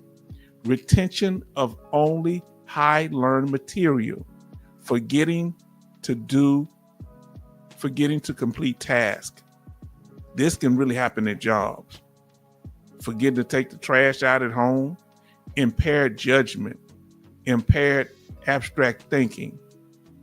Disturbances of mood and motivation. Difficulty in establishing and maintaining work and social relationships. Let me tell you something. If you at this case, where once you get 50% for mental health, you don't need to be working nowhere. 50 or 70% should automatically be boosted up to 100%, in my opinion. How you gonna work if you got problems with abstract thinking? Huh? Come on now. Now let's see what he said here. I'll let y'all do y'all shout. Hold on. Oh Lord. I'm gonna catch up here. Kevin say 70 cents for depression. Good. That's the same thing as what we're talking. They pretty much the same thing as PTSD. Now, Love say great topic. Charleston saying how to love. Armor George say how to love. Costa said how to love. Kevin Colbert Sr. say how to love. Love say how to all of them. Kevin, Costa, Armor George, and Charleston. Kevin Colbert Sr. say, I was diagnosed with 2 different mental conditions. Yes, now this is key now. I want y'all to understand this here. He was diagnosed for 2. But which one are you being compensated for? Because they're not going to compensate you for both of them. Which one was considered the most severe, Brother Kevin Colbert Sr.? Then we got in the room. Fam, I got to put some socks on before I can fit. I just took a bath. Did I break my socks in here? I don't know what my socks is.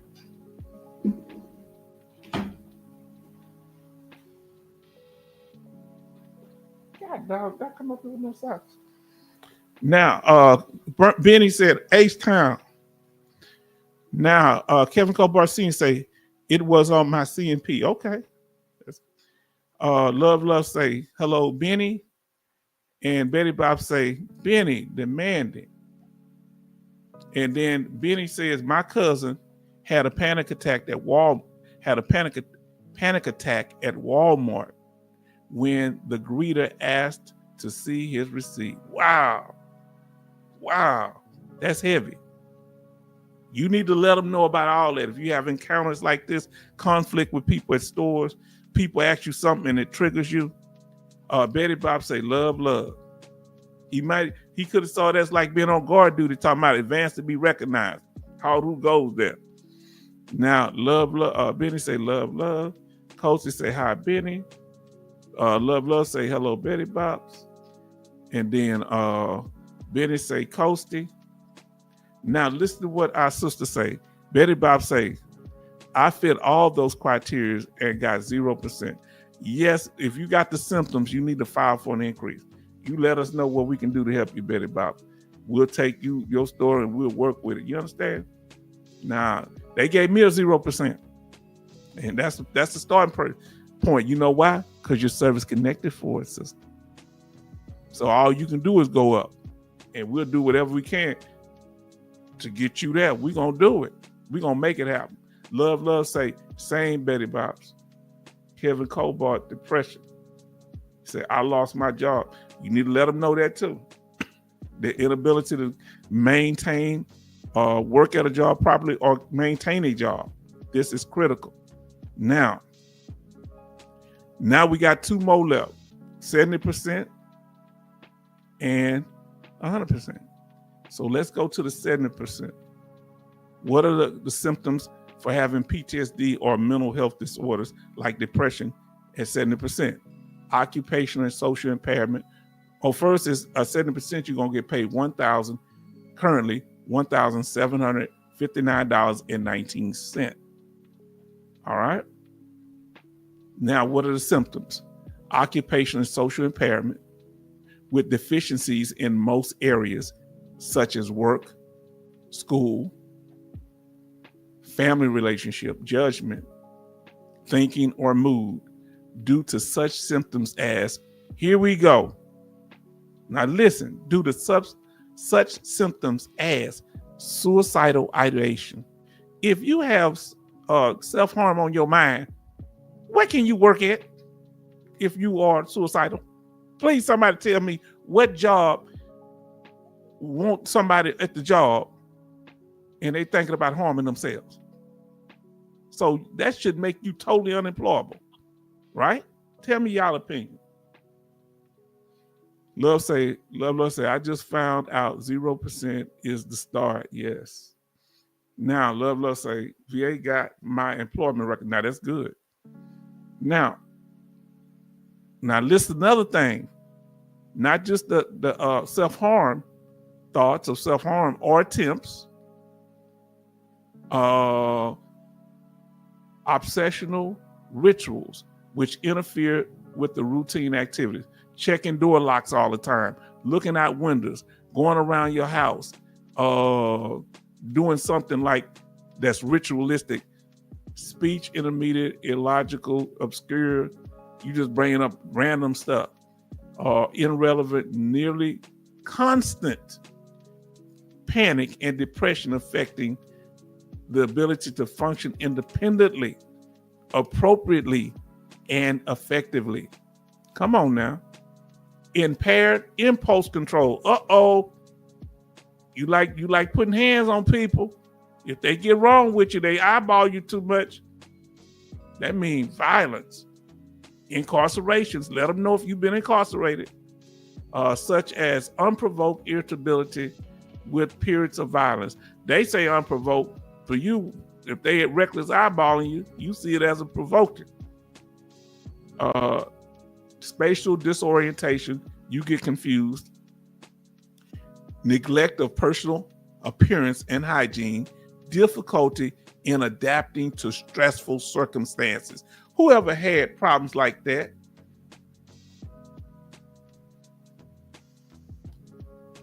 Difficulty in adapting to stressful circumstances, including work or work-like settings, like you volunteering somewhere, family.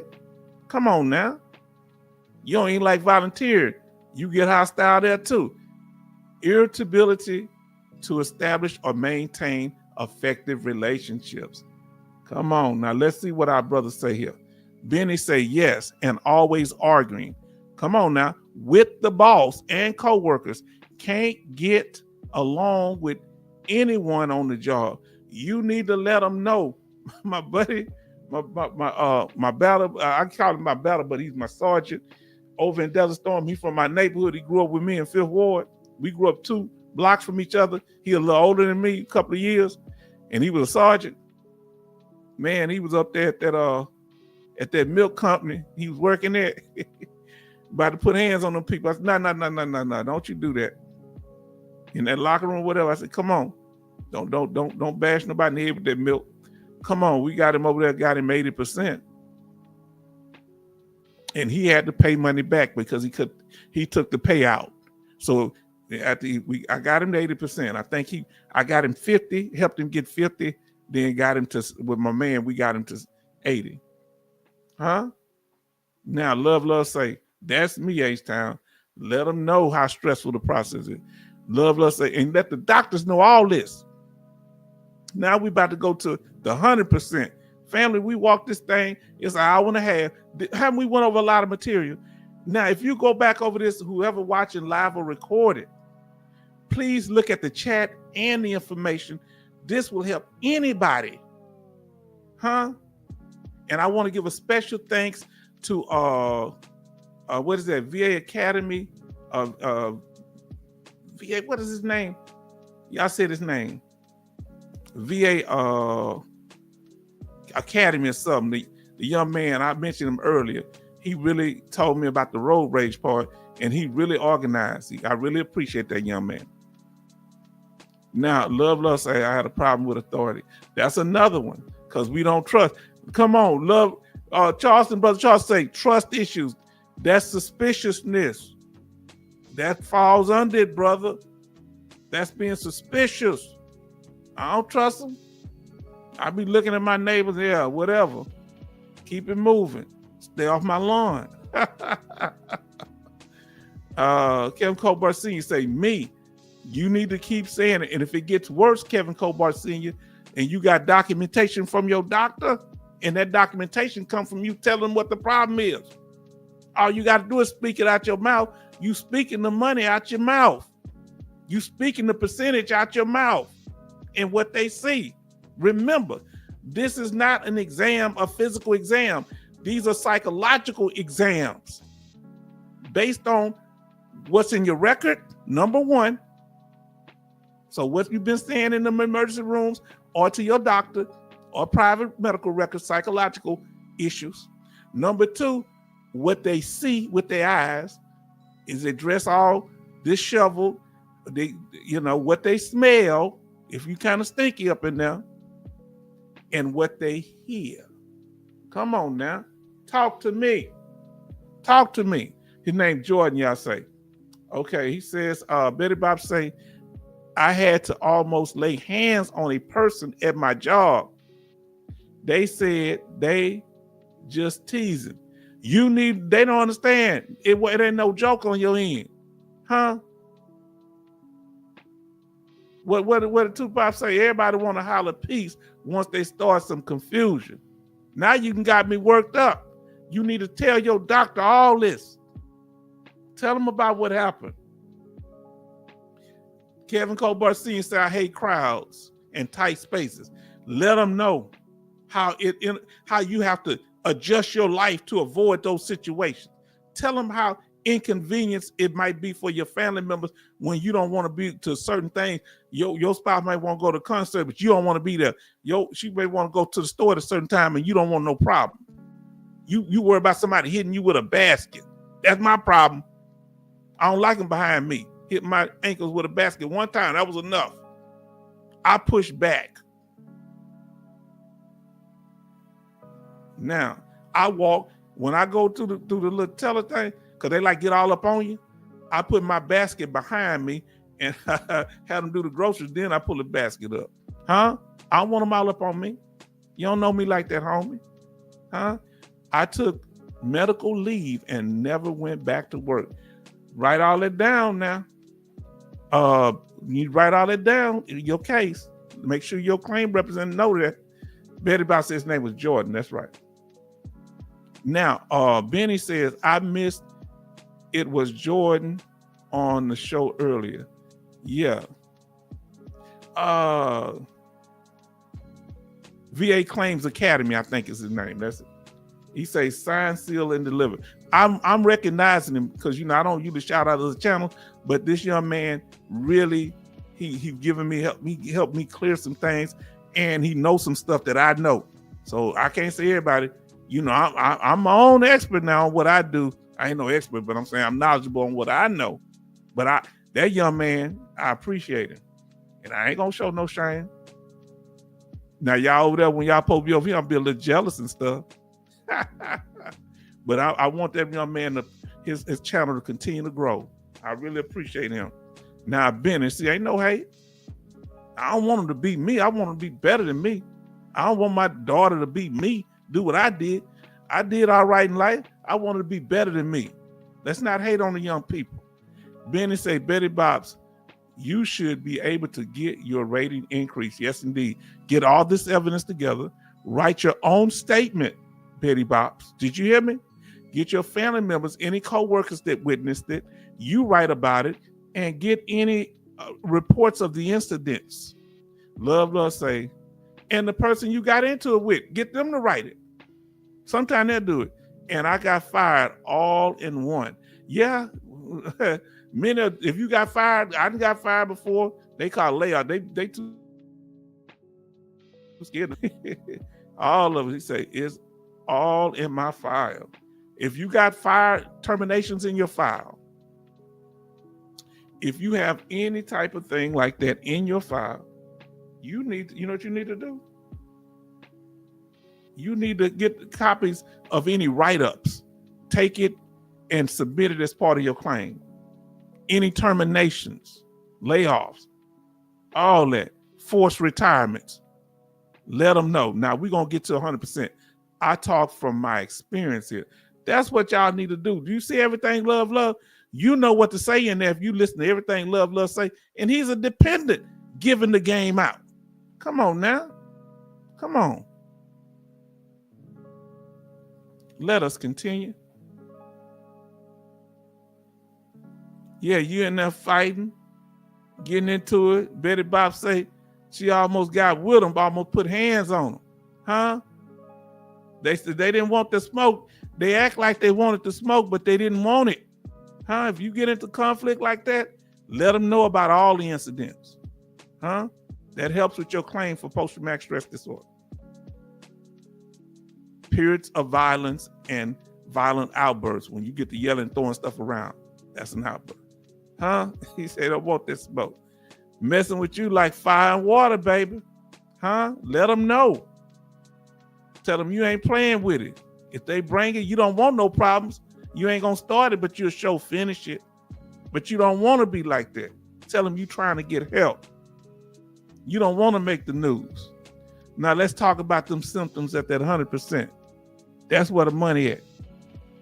Our brother say he already at 70%. Our brother Kevin Colbert Sr. Now these are the symptoms right now. If you want to file for it, that's up to you before they make the changes. Here, this is what it is. Here are the symptoms. All right. You don't need but one of them. This is what makes it so simple. The way they're going to be doing it later is going to be very confusing. You got to have so many points in this domain, so many points in that domain, and some in these two down here. Oh, man, a whole bunch of who shot John. And it's going to take us time to learn it to help y'all because they haven't figured it all the way out yet. So anybody tell you they fully understand it would be lying. The people that put it out don't understand it. You remember all the military manuals, people, we had to throw those books to the side. These written by people that didn't know nothing about being on firing range. They never been on a firing range. Now, say I have all my information. Love, say my representative submitted everything that was needed, just waiting. I like just keep giving us the report. Let us know. We here for you. Keep giving report. Now, when you get that 100% and this is for the veteran only, these ratings, these amounts. You get that 100%, you're going to get $3,831.30. Okay? Now, what do you get if you use 100% for PTSD? That's what you get there. What are the symptoms? Now, here we go. Occupational and social, and occupational dealing with jobs, and social dealing with family and outside life and your personal life. So occupational deal with you being at work. Social deals with three things. How you do personally grooming yourself and things like that, and your thoughts in your head. And they also deal with how you interact with your family and interact with people out in the world other than the job, like at a grocery store or road rage, right? Now, listen here. Total occupational and social impairment due to such symptoms as such as gross impairment in thought processes or communication, persistent delusions and hallucinations. So we're going to talk about that, okay? Understand your thought process ain't proper. You think they reckless eyeballing you, but that's how they just stare at people. But you take it as a threat. That's gross impairment of thought from their end. To us, we think it's a threat. Now, when they're talking about persistent delusions are false beliefs. You think that they're reckless eyeballing you, but they're not. That's in your mind. Hallucinations is when you see things that are not there. Okay? Remember, you have any of those three there, you're going to either any of those two so far, the impairment of thought process, persistent delusions, hallucination. Those are the first two. Gross inappropriate behavior. That's the third one. You know, you wearing winter clothes in summer, and summer clothes in the winter. That's gross inappropriate behavior. You don't go to the restroom in the toilet, you go to the restroom on the sink. All right. You go to drive your car, you sit in the back seat, not the front seat. All right. That's problems. Persistent danger of hurting self or others. This is when those attempts to harm yourself come into play. Intermediate, or you've been violent. You anybody get around you the wrong way that you see as a threat, you're going to neutralize them. Intermediate inability, and you might spend a lot of time in the hospital now, you know, up at that 6th floor mental health wing. Intermediate inability to perform activities of daily living, including maintenance of minimal personal hygiene. All these they just gonna reword it under the new one. All this is gonna be under the other one too, in some way. I bet you. Now, this disorientation in time or space, you forget where you are. You don't know where you at. They ask you who the president, you say Lyndon B. Johnson. Huh? Memory loss of names of close relatives. You don't remember your wife's name. Don't be using that excuse. You walking with another woman and you talking about, hey, who are you? You're not my wife. This is not my house. Don't be trying to be slick. Your wife gonna get you. Your husband gonna get you on that one. Or occupation. You don't even know what your job is. You may even forget your own name. If you see it, you wouldn't recognize it. This is serious at this level. All right?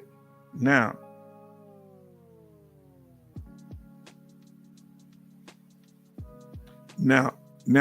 we're going to give you examples of it here. We're doing this here.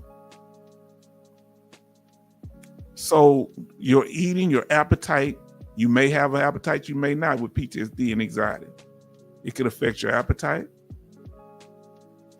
And remember, it's based on the senses, how we experience the world, because this is not a physical thing per se, other than you can have physical sweating where you break out in cold sweats, but it's based on a psychological source of PTSD. PTSD is an anxiety disorder. Now,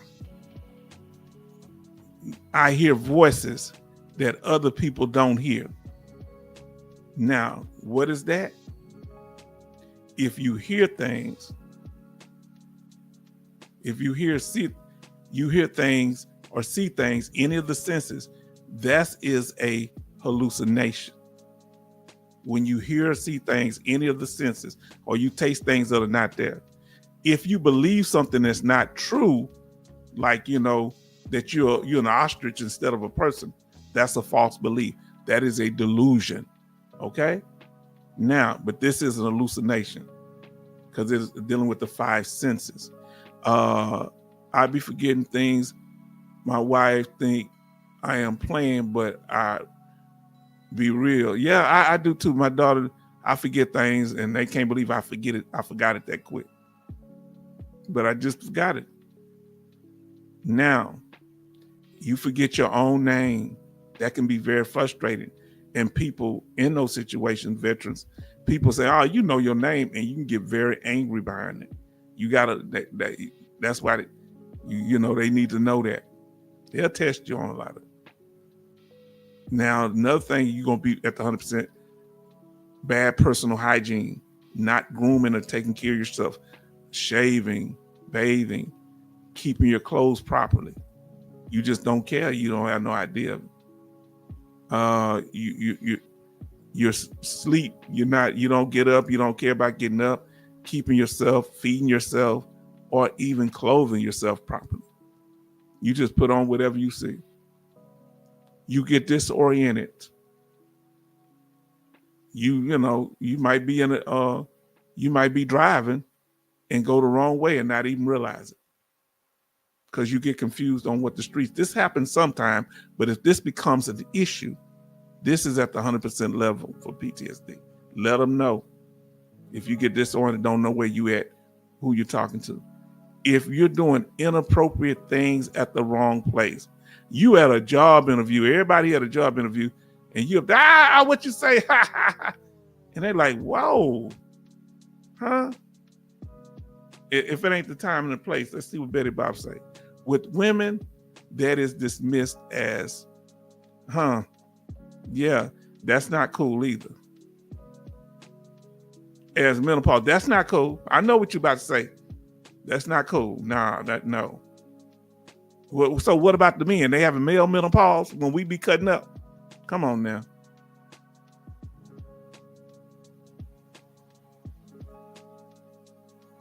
Like I said, it say do not enter, but you go in there anyway. Now look at my brother Jordan 11 Bravo. What's good, family? Everybody show love. I've been thinking, I mentioned Jordan earlier. Show love to Jordan, my family. We know you've been busy. You told us. Now, love say, my dog Belgium M helps me a lot. Okay, so having a companion who has a service animal or an animal that helps them. I got a stray cat around here, and that cat, I be fussing at the stray cat. She been here since 2019, about 6 years. She get on my nerves because she run under my garage to run the door back up, and I be fussing. My daughter say, "Stop fussing at." Her name is MJ. She black and white, so you know Michael Jackson's song "Not a Black or White." So I call her MJ. Don't matter if you're black or white. Now, I miss Michael Jackson. Now, Jordan Levin Bravo say, long time, no be here. Exactly. Show love to our brother Jordan. Betty Bob say, Jordan Levin Bravo. Then Love say, hello, Jordan Levin Bravo. Then Love say, my dog breed is Belgium. I don't know how to say the last. Malinois. I can't say. Now, Jordan say, I got a service animal and he serves by guarding my house when I'm gone. Oh, come on now. I like animals. Let me see. I'm a cat person. Let me know if you're a cat person. Let us know if you're a cat person or a dog. I'm a cat person. Or if you like both, put cat and dog. I love dogs now, but what do you have? Let us know what you have. I love cats and dogs. I'm gonna get a dog, but I don't want no conflict with my neighbor because the dogs will be running around. People try to give your dog water. I don't like that. I don't know what you got in that container. Don't try to feed my dog. Give my dog nothing to drink. Might be poisoning my dog. I got a cat. Well, it's a stray cat. So Betty Bob say, I have 3 love cats. I do too. I've always loved cats since I was little. Can you believe me? I'm from the hood, but don't nobody love, boy, I love the heck out of cats. My grandmother just had to get used to it. I love cats. I had some dogs too, but my dog Bowleg, he died, and that was kind of traumatized. He went up under the house. He was Bowleg because he had got hit by a car, so his leg was kind of a little bowed out. So I called him Bowleg, and he got hit again. He crawled on the house and died.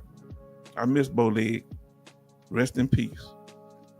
Now, Charleston Zimmerman say, Betty Bops, you ladies have a hard time with doctors. My wife and my mother, I remember the doctor thought they were trying to get attention. I can't stand that's what is that about? That's really stereotyping women or people, you know. This is National Women's Month. We respect the ladies all year round, but they part of the family up in here. Now, Love say cats are cool too. You know, I got a cat. I don't really have a cat. I just feed the cat. Jordan Level Bravo say, I love dogs because I have a few, but I also like bagel cats. Yes. You know what kind of dog I want? I want a blue heeler. That's what I want. Yes, indeed. I think it's called blue heeler, right? Those cow dogs. And look, I like those dogs. Cat person. Me too. I'm a cat person. Now, family, we just about through. Now, Love say, I like both, but I have a dog. I like both, but I have a cat. Now, Betty Bob say, Charleston Zimmerman, exactly. Coasty say, hey, Jordan Levin Bravo. And then look at Coasty say, I have a cat named Charlie. Man, how can so many veterans have cats? What is that all about? They think we be all rough riders, you know? Now, like I said, if you get disoriented, don't know where you're going, 100%. If you have tendencies of self-harm consistently, that's 100% symptom for PTSD. If you get in that work environment and you put hands on people and you pulling up, Who done almost got in a fight or got in a fight? You don't have to specify which one. Who almost got in a fight or got in a fight at work? You don't have to specify whether you did fight or not. Put a 1 in the chat if you've been close to getting into a fight or got into one at work. I did. Yes, indeed. Yes, you told about that. So did Betty Bops. Me, hello, Dome say me, LOL, Lord have mercy. Oh, Lord, everybody tell, oh, do you see how we don't feel left out by ourselves now? Charleston said 1. I wasn't by myself. Love said 1. Come on, family. Kevin Colbert Sr. said 1. And do y'all understand how this condition affects us related to our military service? Now Jordan say me at work, FedEx, and restaurant. Benny, hold on, Benny, you chill. Not even chill, Benny. Huh? Betty Bob say hello, Dawn. Love say Dawn. And come on, Jordan say at the restaurant and FedEx. They better be careful at FedEx because you kind of work, if you're working back in that building, put them on one of them conveyor belts, let them get shipped, huh? Fold them up. Now, ladies, if you got some red bottoms, don't pull your red bottoms off and start fighting people. They cost too much money. Guys, don't use your best boots, okay? If you got on, well, y'all not from the South. If you got on $2,000 ostrich boots, if you got diamonds in your boots, oh, y'all didn't know people have diamonds in their boots. You got $10,000, $20,000 boots. Don't be fighting. Don't take them off, hit nobody with them. Come on now. Now listen what Kevin Colbert Sr. says. I was at the barbershop and one of my co-workers was talking crazy and I about to pop off. Yes, indeed. Yes. That's called a trigger. We're talking about triggers, symptoms, signs. These are the things at the 100% rate. You need to tell the doctors about all them altercations. Tell them about what happened, Kevin. If you go back in there for increase on your depression, your mental health condition from 70 to 100%, tell them about that incident if you haven't told them already. Yes, indeed. All this ain't no shame in the game. If you have a distorted view of yourself, huh? If you see yourself, you're one way, but you actually see yourself, let them know. Come on now, where you gonna get this information? If you're suspicious of everything and of everybody, he said, okay, I'm gonna do that. Now let's see what our brothers say here. Okay, let's see what Jordan say. Let's talk. Tell me what triggers y'all. Come on, fam. We're gonna talk about it. This is meant to be therapeutic here tonight. Tell me what triggers you to want to put hands, to getting anxious, or to want to get away from people.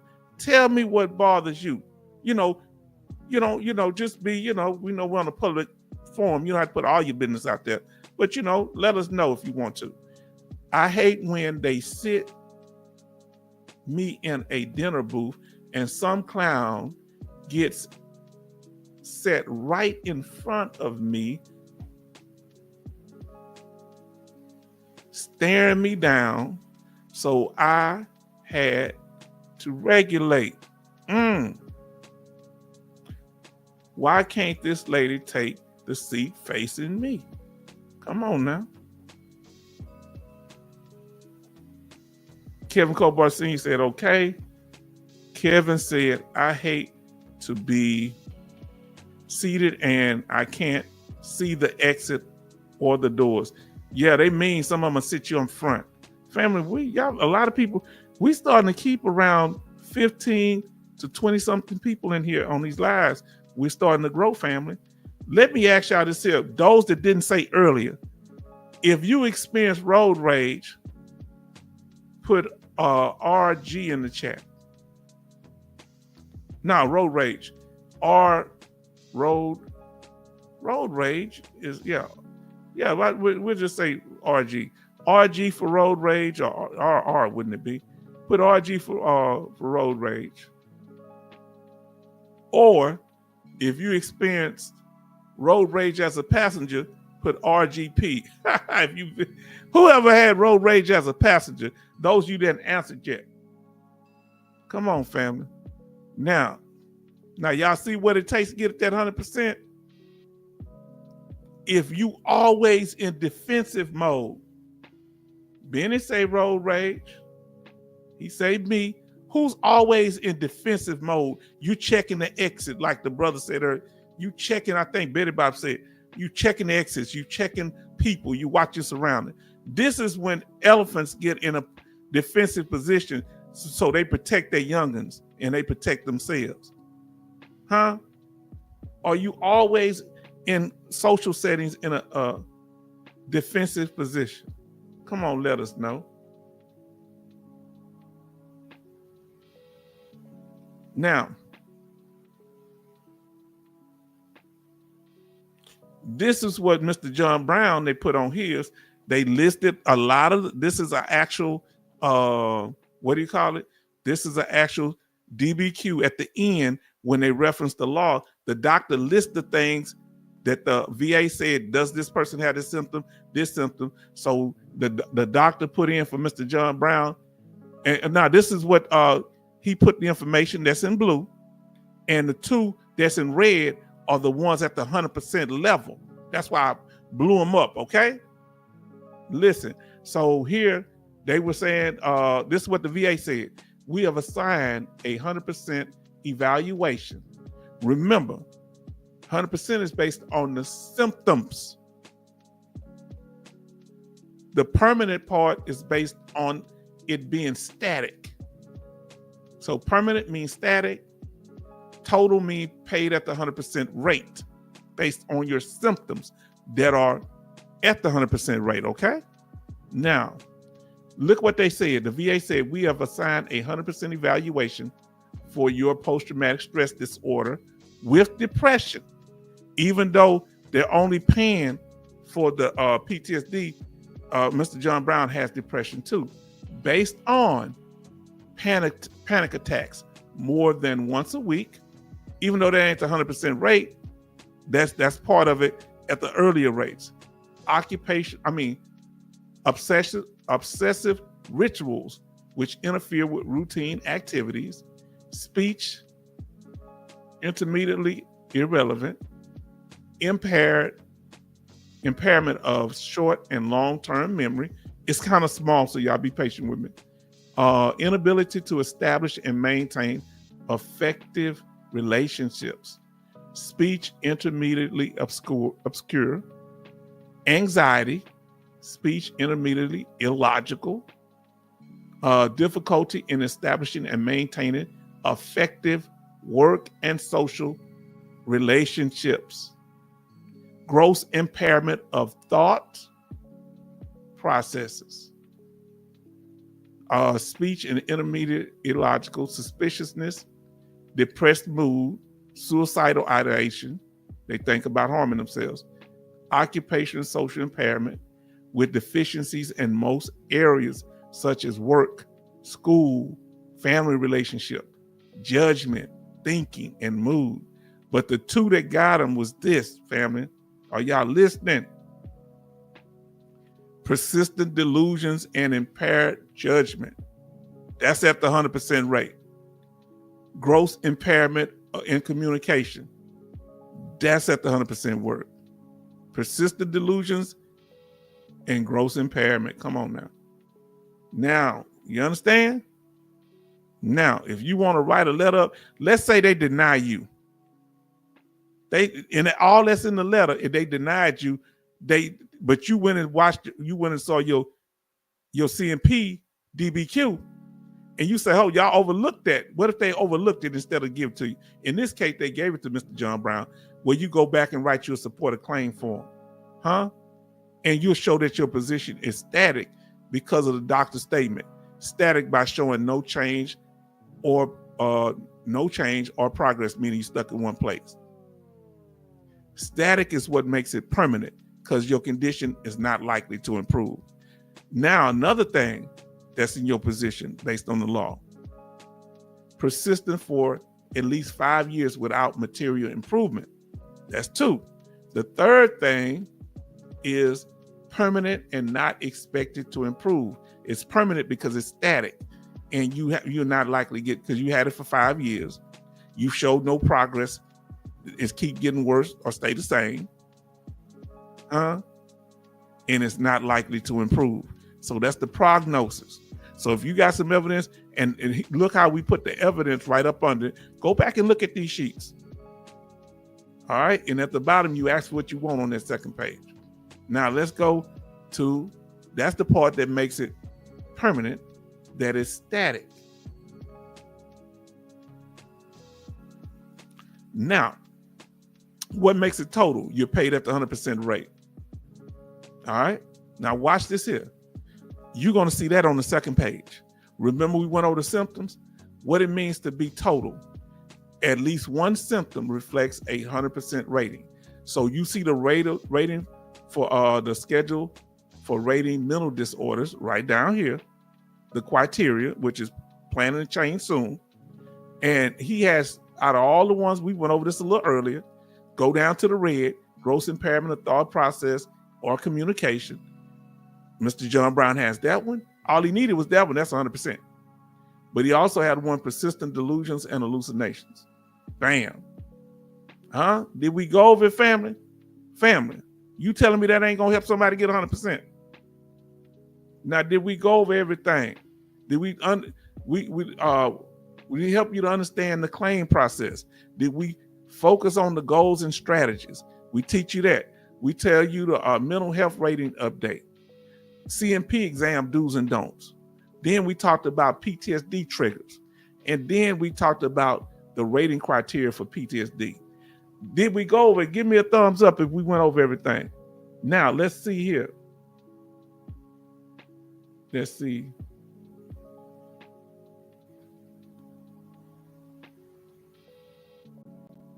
He said, okay, Kevin said, I hate to be seated and I can't see the exits or doors.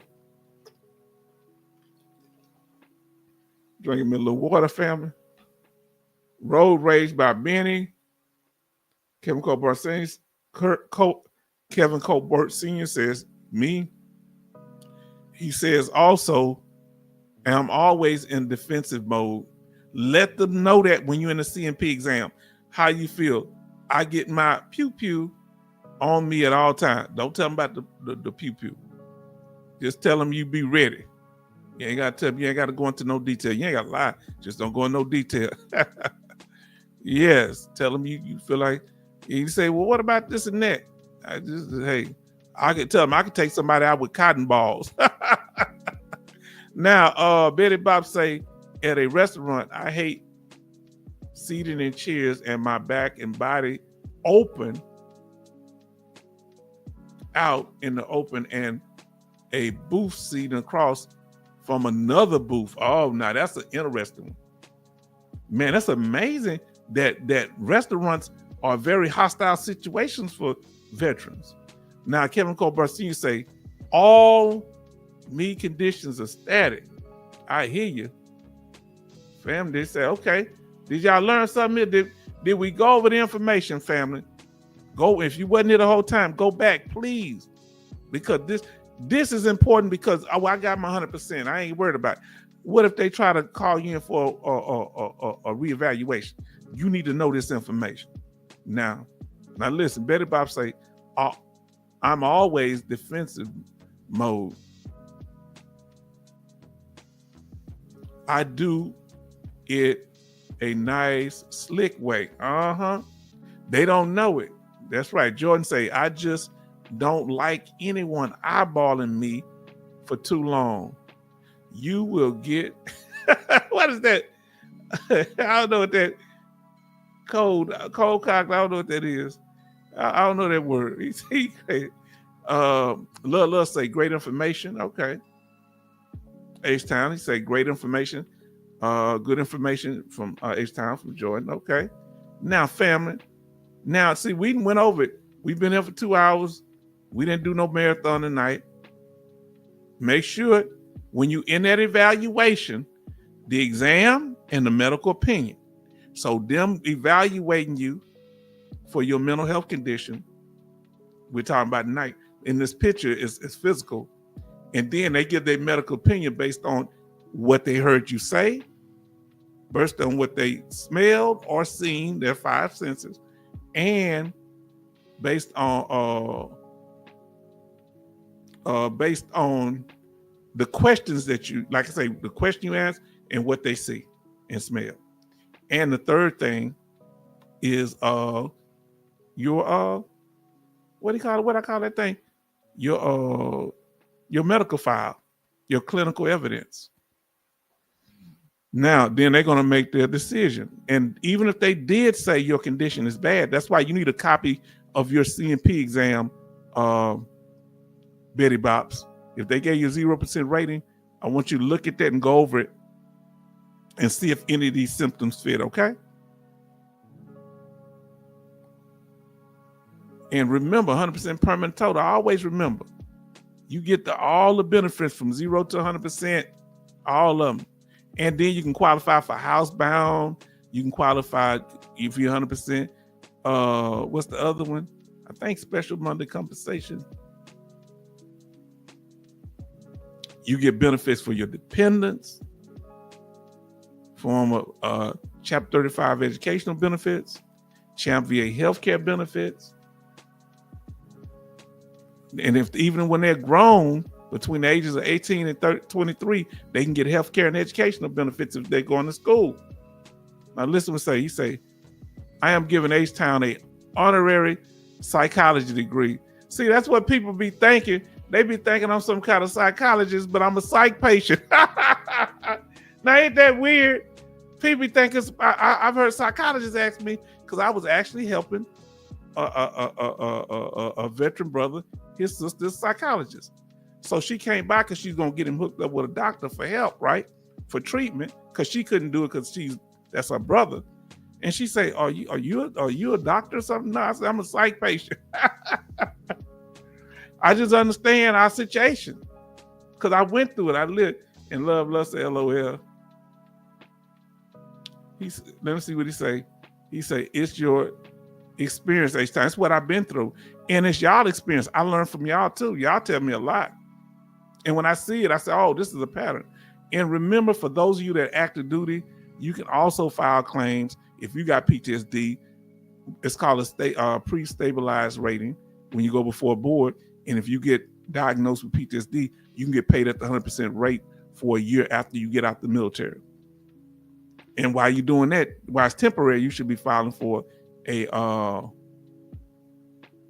do they call it? You should be filing for it to be permanent. Don't just sit around wait for that temporary to wear off.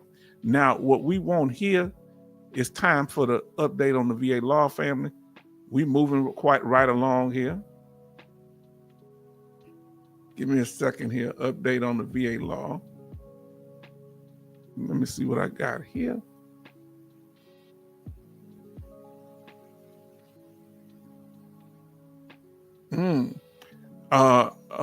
Alaska Nice, she can send some good ones, boy. I'm telling you. We got some news tonight. He say thumbs up and power fist. Yes, indeed. Let's see if there's any update. We're going to check it now on VA law. There hasn't been. Talking about at va.gov. Okay, I didn't do that right. I'm checking it right now. There hasn't been no update since December the 18th, 2024. So we're going to let that go. Now, let us continue, family. Like I say, we just about done here. We just want to go over our SOP, standard operating procedure. But remember, there will be changes in 2025. They're saying it's going to be around August. So that's why if you want to claim 100% permanent total, you're trying to get that or increase to 100% permanent total, you need to make sure you put it in before those changes. So your claim will be locked in. It'll already be pending. And that may help you Remember, they're getting away with, on the mental health side of the game, they're doing away with a 0% rating, and it's only going to be a 10, 30, 50, 70, and 100%, meaning you will be compensated regardless of what percentage you get, but there will no longer be a 0% rating that wasn't compensatable. All right. Now, let us continue. They're going to do change on sleep apnea. We're going to do more as we get closer to that. Also, the third change is going to be on tinnitus, the ringing in the ears. They're going to change the rating criteria on all three. Now, news. Let's talk about the news. Okay, now, government freeze. We know that there are a lot of people being laid off. First thing they did, the president then froze any new people being hired. Now, let's hear Betty Bob say it was emailed in real time. Okay. Wow. Let me know what you're talking about was email. You sent me something? Or what was that? Because, you know, I get disoriented when I'm doing stuff. So let me know.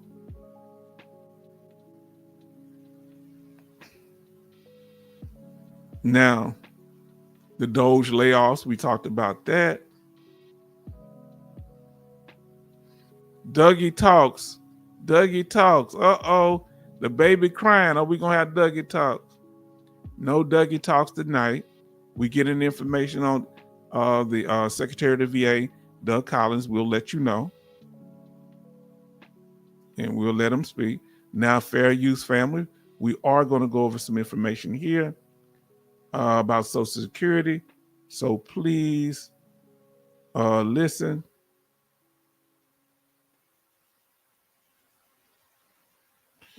So fair use family, fair use. Let me pull this up. Let me turn the music off. He said, okay. Poor Dougie. Yeah, Dougie. Let me see here. Turn this music off so we can hear. I'm going to pull it up.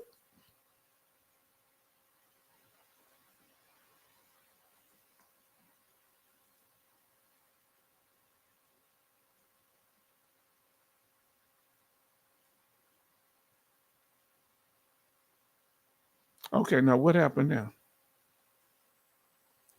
Give me a second. Now we're going to talk about something that Alaskan Ice sent us about Social Security. So give us a second here. Why I'm having trouble? Okay, it pulled it up. Okay, it pulled it up. So now let me pull it up. Something happened with the leader of the Social Security office. Something weird, you know, so let's get into it. This is more of a reaction video because I haven't went into it. We're going to see, this is news. So let's check it out. I only saw the beginning of it. Say before, hold on. Oh, okay, let me see here. Fair use family.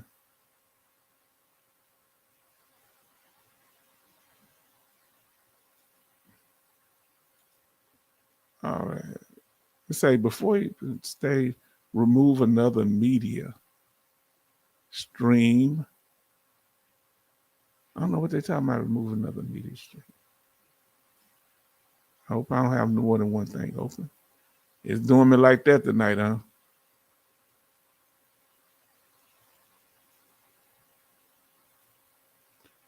All right. Okay, this usually drops one. All right, I moved it. Okay, I got it. Now I got it. Okay. I forgot how to do my own thing. Ain't that crazy? So, family, let's see what they're talking about with Social Security, because some of you receive Social Security. So let's get to it.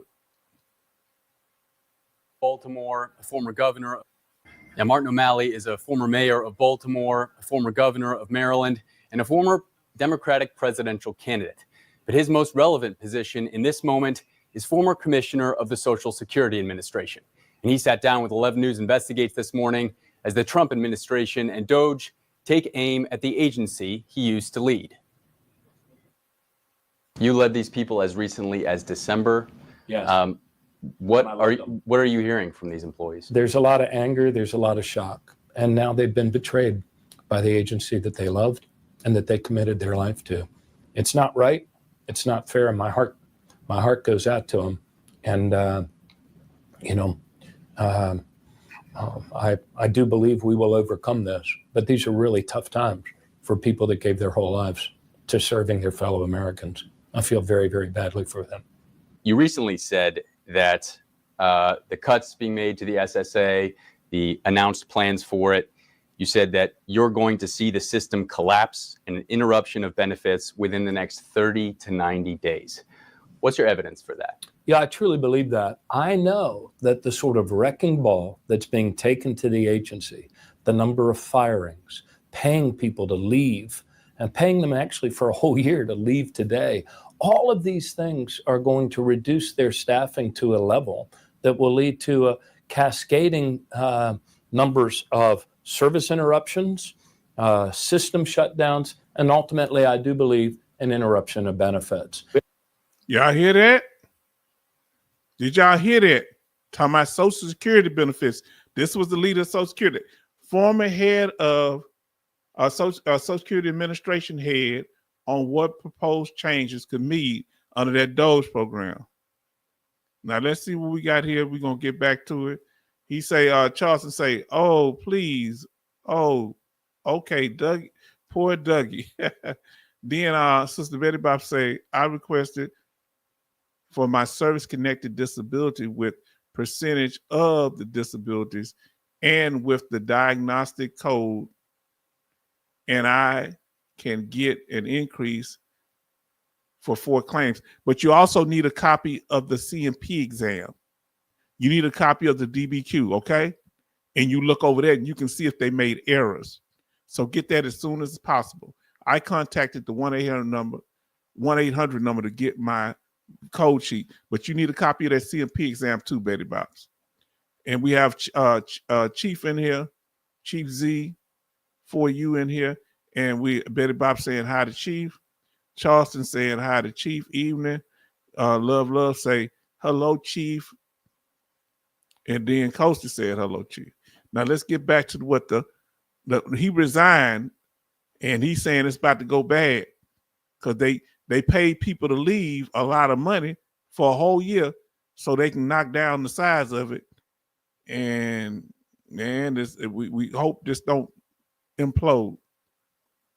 We already are seeing service timelines skyrocket, but then you're going to see intermittent interruptions of the processing and claim system, ultimately an interruption in benefits. For what duration, I do not know. So the SSA has never missed a payment before. What are the cascading consequences that happen if they do miss a payment? Yeah, the agency and the hardworking people up there at Woodlawn pride themselves on the fact that they've never missed a payment in 90 years. But what's the effect of missing the benefits? Half of all seniors who are living alone depend entirely upon that Social Security payment and to keep them out of poverty. So seniors, people with disabilities. Actually, a lot of kids are lifted out of poverty by Social Security, second only to the child tax credit. The acting SSA commissioner has announced plans to slash 7,000 jobs, which would represent 12% of the workforce. And then many senior staff have decided to resign, a loss of decades of expertise. Right. What's at risk when you do that? There's an enormous amount of knowledge and experience that goes into making Social Security run. The amount of data they have, the earnings records, your record, my record, from the very first job we ever had is in that green screen, very old, somewhat fragile, with these reckless actions that these unelected people, like co-president Musk and the Doge kids are taking up there is just unconscionable. Elon Musk has called SSA the biggest Ponzi scheme of all time. President Trump has said that his administration will not be touching Social Security and that they're only going after fraud in SSA. What's your response to that? They say they're going after fraud at SSA, but one of their very first actions within 2 days of being in office was to fire the Inspector General, not only of the Social Security Administration, whose job it is to prosecute fraud, but he fired every one of those independent inspector generals. So this notion that somehow it's a pyramid scheme or a Ponzi scheme is disproved, first by the fact that it's been going on for 90 years, second by the fact that every year they get a clean audit, unlike the Department of Defense. So this is a super efficient program that is being gutted and run into the ground. I do believe they want to break it so that they can loot it. The SSA did not respond to a request for comments, but we will update our story online if they do. Coming up new at 6, the Trump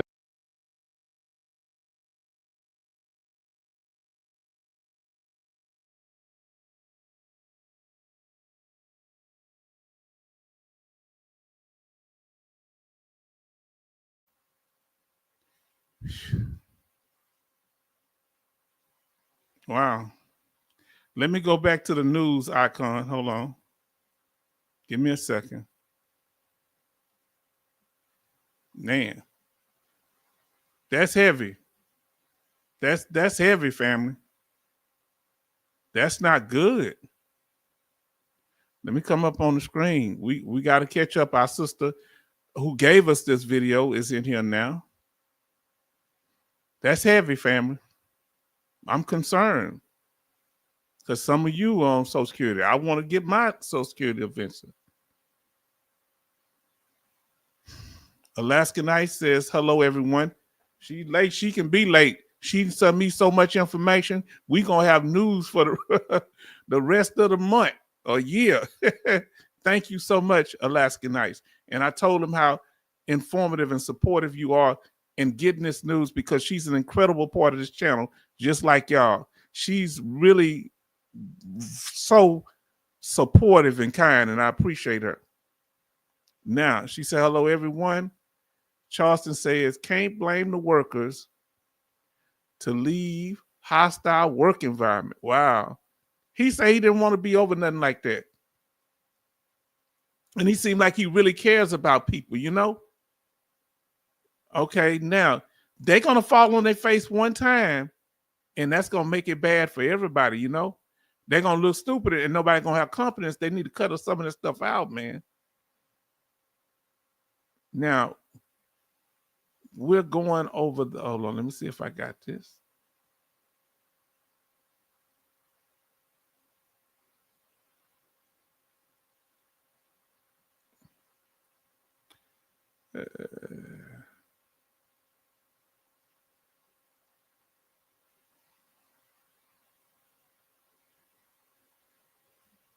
Give me a second. I'm going to have to play it till I get it to that, and I'm going to catch up with y'all things. I want to have the news icon up. There you go. We're talking about news. And then Alaska Nice says, on the phone, so can't interact much. Okay, we understand. Betty Bob says, Alaska Nice, hello. And then Coastal say, hi, Alaskan Ice. Alaskan Ice says 30,000 people a year die waiting on Social Security. Shame. Shame, family. Isn't that awful? Come on now, talk to me. That's not good. And then Alaska Night says 1 million claims like the VA. Alaska Night says VA says they process 1 million claims, but they still have about 1 million to work on. Oh, Lord. Say, you're welcome. Oh, thank you so much, sister. I appreciate you. And I appreciate all of you. Then Love say, hello, Alaskan Ice. Great information, like always. She does the research. Now, Alaskan Ice says, people on SSI get under 1,000. Not enough to live on. No, it's not. Then some of them get between what? maybe the average is about $400 or $500 a month. You can't even get nowhere to stay on that. So this the news, family. We went over that. Family, this is real. Let me put that music back on. We're gonna finish up. We thank y'all. Look, we done it in 2.5 hours. That, this is the most slides that we've ever done. We have 194 slides we done. We on this whole thing. We haven't done all of them.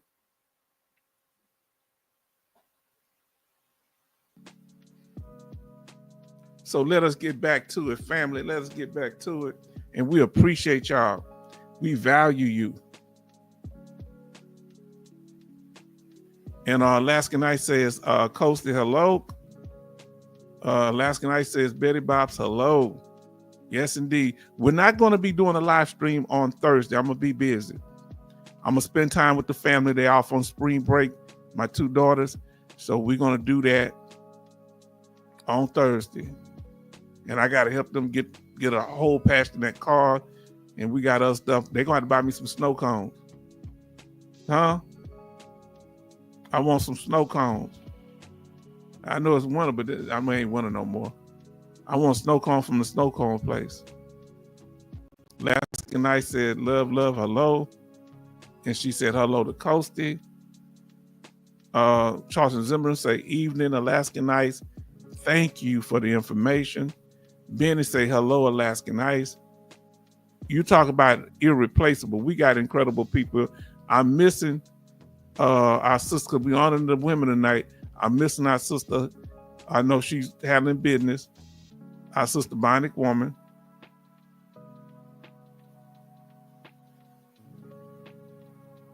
But Betty Bops and us for the Navy, representing the Navy, and Alaskan Ice representing the U.S. Army. Now let us go to this. Now, family, Betty Bob say, H-Town, enjoy your family. Yeah, Thursday, because they're going to be going back to school next week. I can't wait till they get out, but I get sad when they get ready to go. But that's just me being too sensitive. I ain't worried about them people. Now, here we go. Alaska Night says, Benny. Betty Bob says, hold on, let me see if she got it. Let me put this full screen. Betty Bob says, thank you so much, Alaska Nights. See, this is why we ain't got time to be playing. We can't run off people like this. We cannot run off talented people because people want to troll and show how smart they are. Huh? Or want to clown and act like the class clown and say, left, right, silly stuff. When we got people like this in here, we need to praise our own. We need to show appreciation to people that are showing this type of commitment. And then here comes Phil Artillery. Here comes our man of the hour of power on the God side of the game. Community Chaplain Davis says, hey, people, friends, prayed for my leg at church. Okay, had an MRI today, and there was no blood clot. Praise God. Yes, indeed. I believe it was a prayer answered. Everybody show love and pray. Continue to pray for Community Chaplain Davis. And always check whatever condition you have, my brother, or any family. Make sure it ain't something related to your service connection. Okay? Betty Bob say, Community Chaplain Davis. Come on, family, rejoice with the chaplain. He's always praying for us. Now it's time for us to pray and support him. Huh? While he going through, he asking us about our prayer requests. Come on now. He said, I know. I'll pray for y'all. Yes, indeed. Betty say, chaplain. Yes, indeed. Praise the Lord. Oh, yes. We got a little religion. We going to church a little bit. Atheists, please don't be mad at us. Let us have our little moment. Community Chaplain Davis, amen. Huh? Because it wasn't no atheists in them foxholes. I'm gonna tell you that much. One guy was a witch. He was talking more about God than I was. Wow. And he could say it in a way that was convincing that God didn't exist, that the witch power, he ended up talking about God. And he tripped me out. He told me more, he taught me things that I didn't know. So he had grew up in the church, but he had strayed away, done his own thing. But we respect you no matter what you believe in. Betty Bob say, Chaplain, sending much love. Benny say, Chaplain Davis, yes indeed. Y'all just keep showing the love to the chaplain. Please do that. We're going to let this run by our channel. So those you new, we're interactive, informative, transparent, respectful, troll-free, protective. That's our mission. Your opinion counts here. Your suggestions are important. Send it to our email address. Know the rules for the chat. When you come in, we'll talk about it. Stay on topic. Come on, family. He said, amen, the chaplain, chief did. Disruptions are not necessary. We will deal with them. 6 p.m. We started a different time tonight, but it's usually 6 p.m. Hold on, let me kind of go back with that. Let me go back there. Okay, now, 6 p.m. Central Time. We know it's daylight saving time. 6 p.m. Central Time on Sundays and Thursdays. We did one on Tuesday tonight. We started at 7:20 Central Time because we had a lot of information because I was concerned about our brother Sorrow, our brother, sister, I don't know what they are, their gender, but I was concerned. I hope that they get to see this. See, this was for them because they were going to a PTSD exam, and I want to make sure they had all the information. And this is also for our sister Tonka Toy. This will help you also. Now let me get y'all. Rose City D say God is good all the time. All the time, God is good. You know what we say in the Black community. God is good all the time. Now Alaska Night say Community Chaplain Davis praying. That's right. Benny say Rose City D. Then we got Charleston saying Rose City D, brother. And Rose City say, hello, here's our contact information where if you want to contact H-Town Vet, our YouTube channel, go watch some of our videos. And we thank those who donated. We already went over there, but we appreciate y'all. We'll keep y'all up for a minute because we appreciate those donations. And here's our donation information, our Cash App, and our PayPal. Thank you, family. Benny say, Chief, smash that like button. What those likes looking like? We about to check. Huh? Let me put this on mute and we're going to see what these likes looking like. Huh? Smash that like button you have before I check because we want to make sure everything right. Oh, I need to mute this because it might start.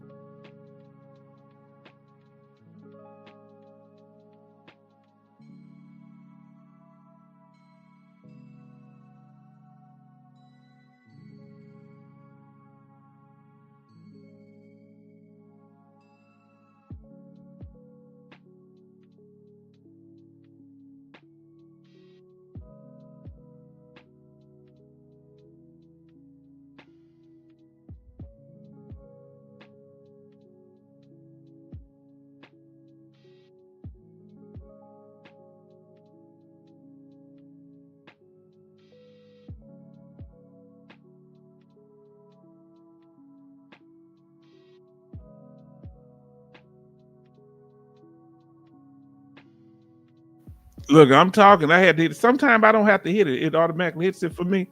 We got 23 right now. We're doing good. 23 likes. Thank you, family. I just hit it, made 23. Somebody just hit it, made it 22. Thank you. Now let me see where we at, family. I want to make sure I don't miss anything. Okay, it's 21 likes. Betty Bob say 21 likes. Okay. Yeah, now we got somebody hit it. It's 24 now. I'm glad you reported it for me, though. Let me know what those. Always keep me up. It looked like we're at 24 now. It's doing good, family. Let me see. Benny say Charleston Zimmerman.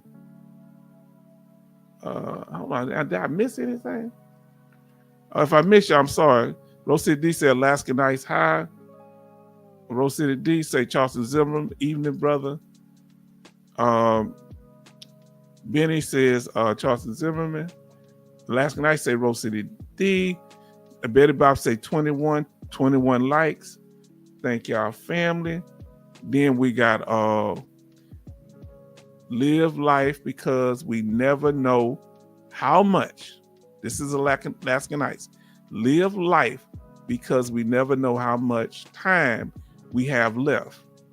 We live so much. We do more. Let me finish our statement.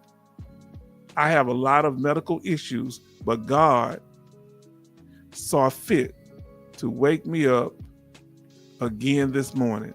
Yes, count your blessings. We used to sing in the church, count your blessings, count them one by one. Count your many blessings. See what God has done. You understand? Yes, indeed. You know, you may not have a brand new car, but you used to be walking. Huh? So you better thank God for that. Huh? Think about that. I remember I used to catch the bus. I saw the girl I liked drive by with another dude when I was at the bus stop.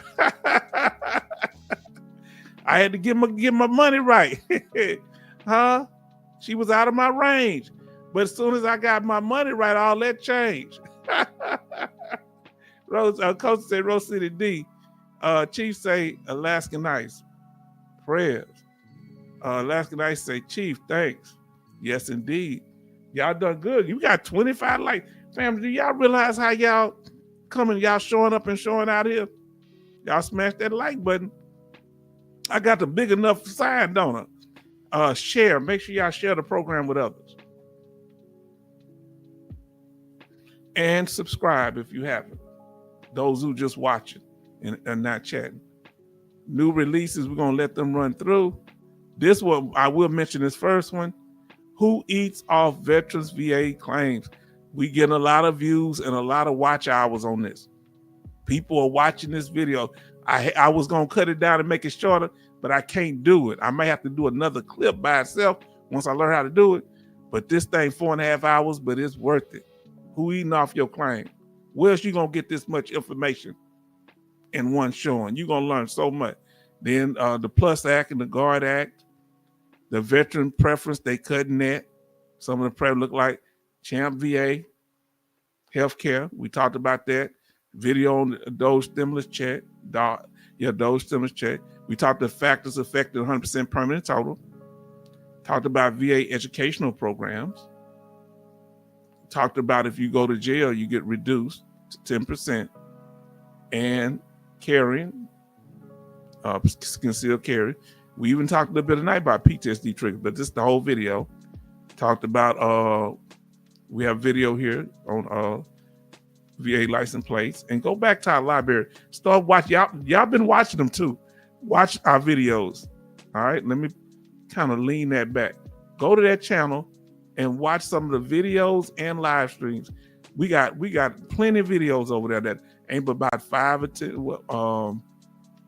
We got videos that ain't but the most popular one is the 100% permanent total. That video, whew, we got about 38,000 views on that. So live stream gonna be different because you ain't, they long, so less people gonna stay on that long. So we got the 4 types of VA claim, 4 types of 100%. I mean, so go over there and start watching. Please do that for us to keep this channel going. It'll boost the algorithm and it'll recommend the videos to more people. We had let me see how many people we got in there. Let me see how many subscribers we got now. Give me a second.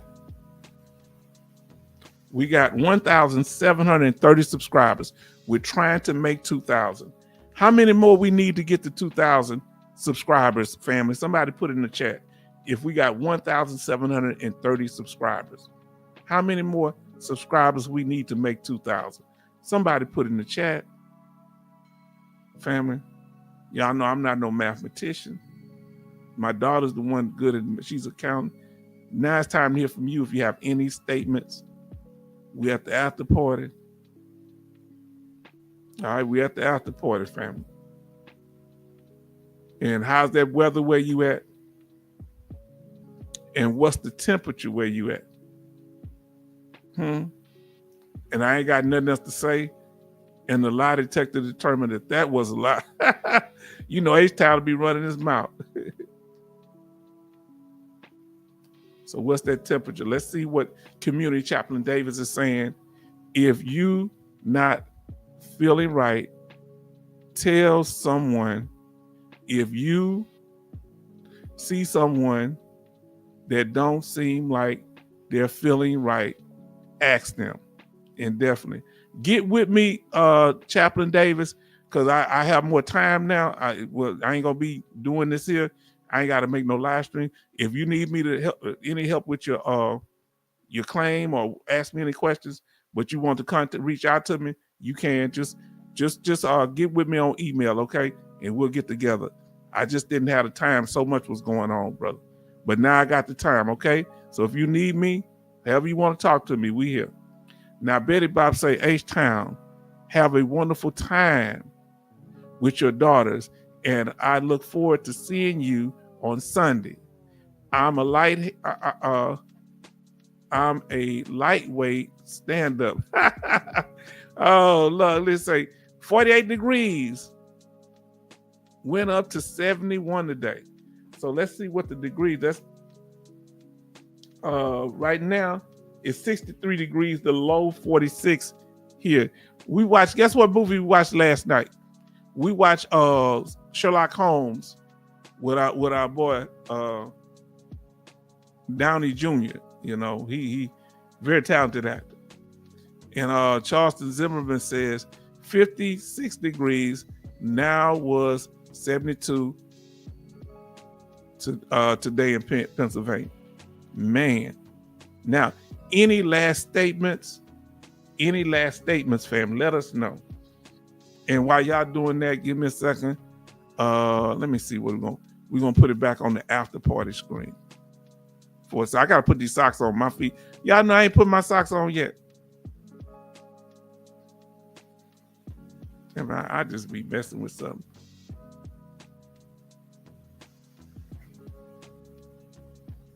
All right, fam. Let me put these socks on.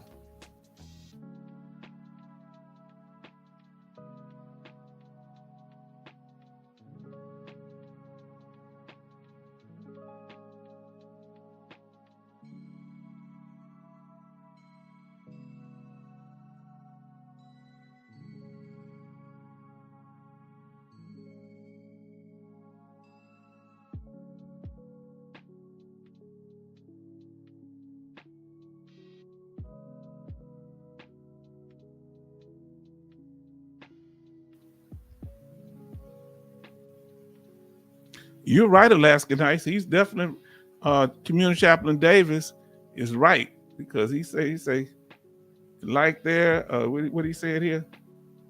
If you're not feeling right, tell someone. If you see someone that don't seem like they're feeling right, ask them. That's right. That's what we have to do. Y'all don't know what a kind word would do. Now let's see what Betty Bob say. Ooh, my feet feel better now. Hope I don't get no cold. Hope I don't get a cold, because I ain't gonna wish that on me. But H-Town, have a wonderful time. Oh, I read that one. All right, now family, any last statements, comments, whatever, let us know. We're at the after party, anything y'all want to talk about, or we can do the last statements. But Alaska Nice, thank you for the information that you gave us. Thank you, Brother Charleston, for being so honest, and we hope that we can help you with your claim. So let us know where you at and what you need help. Betty Bops, you've been all in, and we thank you. We honor the women on our National Women's Month of March. So thank you. You know, I'm messing it up what they call it. And we thank you for coming in, Chief, coming in from Cali. We thank you, Coasty, from Massachusetts. We thank you. Betty Bops, for checking how many likes we had. You got them getting them likes up, Betty Bops. Let's see. Let me see what we're looking like. Okay, yeah, we doing good. 25 likes. That's good. See, Betty Boss put it on the screen. Everybody started acting right. Now I want to thank Community Chaplain Davis. Thank you for all your blessings and kind, encouraging words. We thank you so much for your spiritual advice and guidance. Thank you. We thank Rose City D, always coming, checking in, and Benny, his homie. We want to thank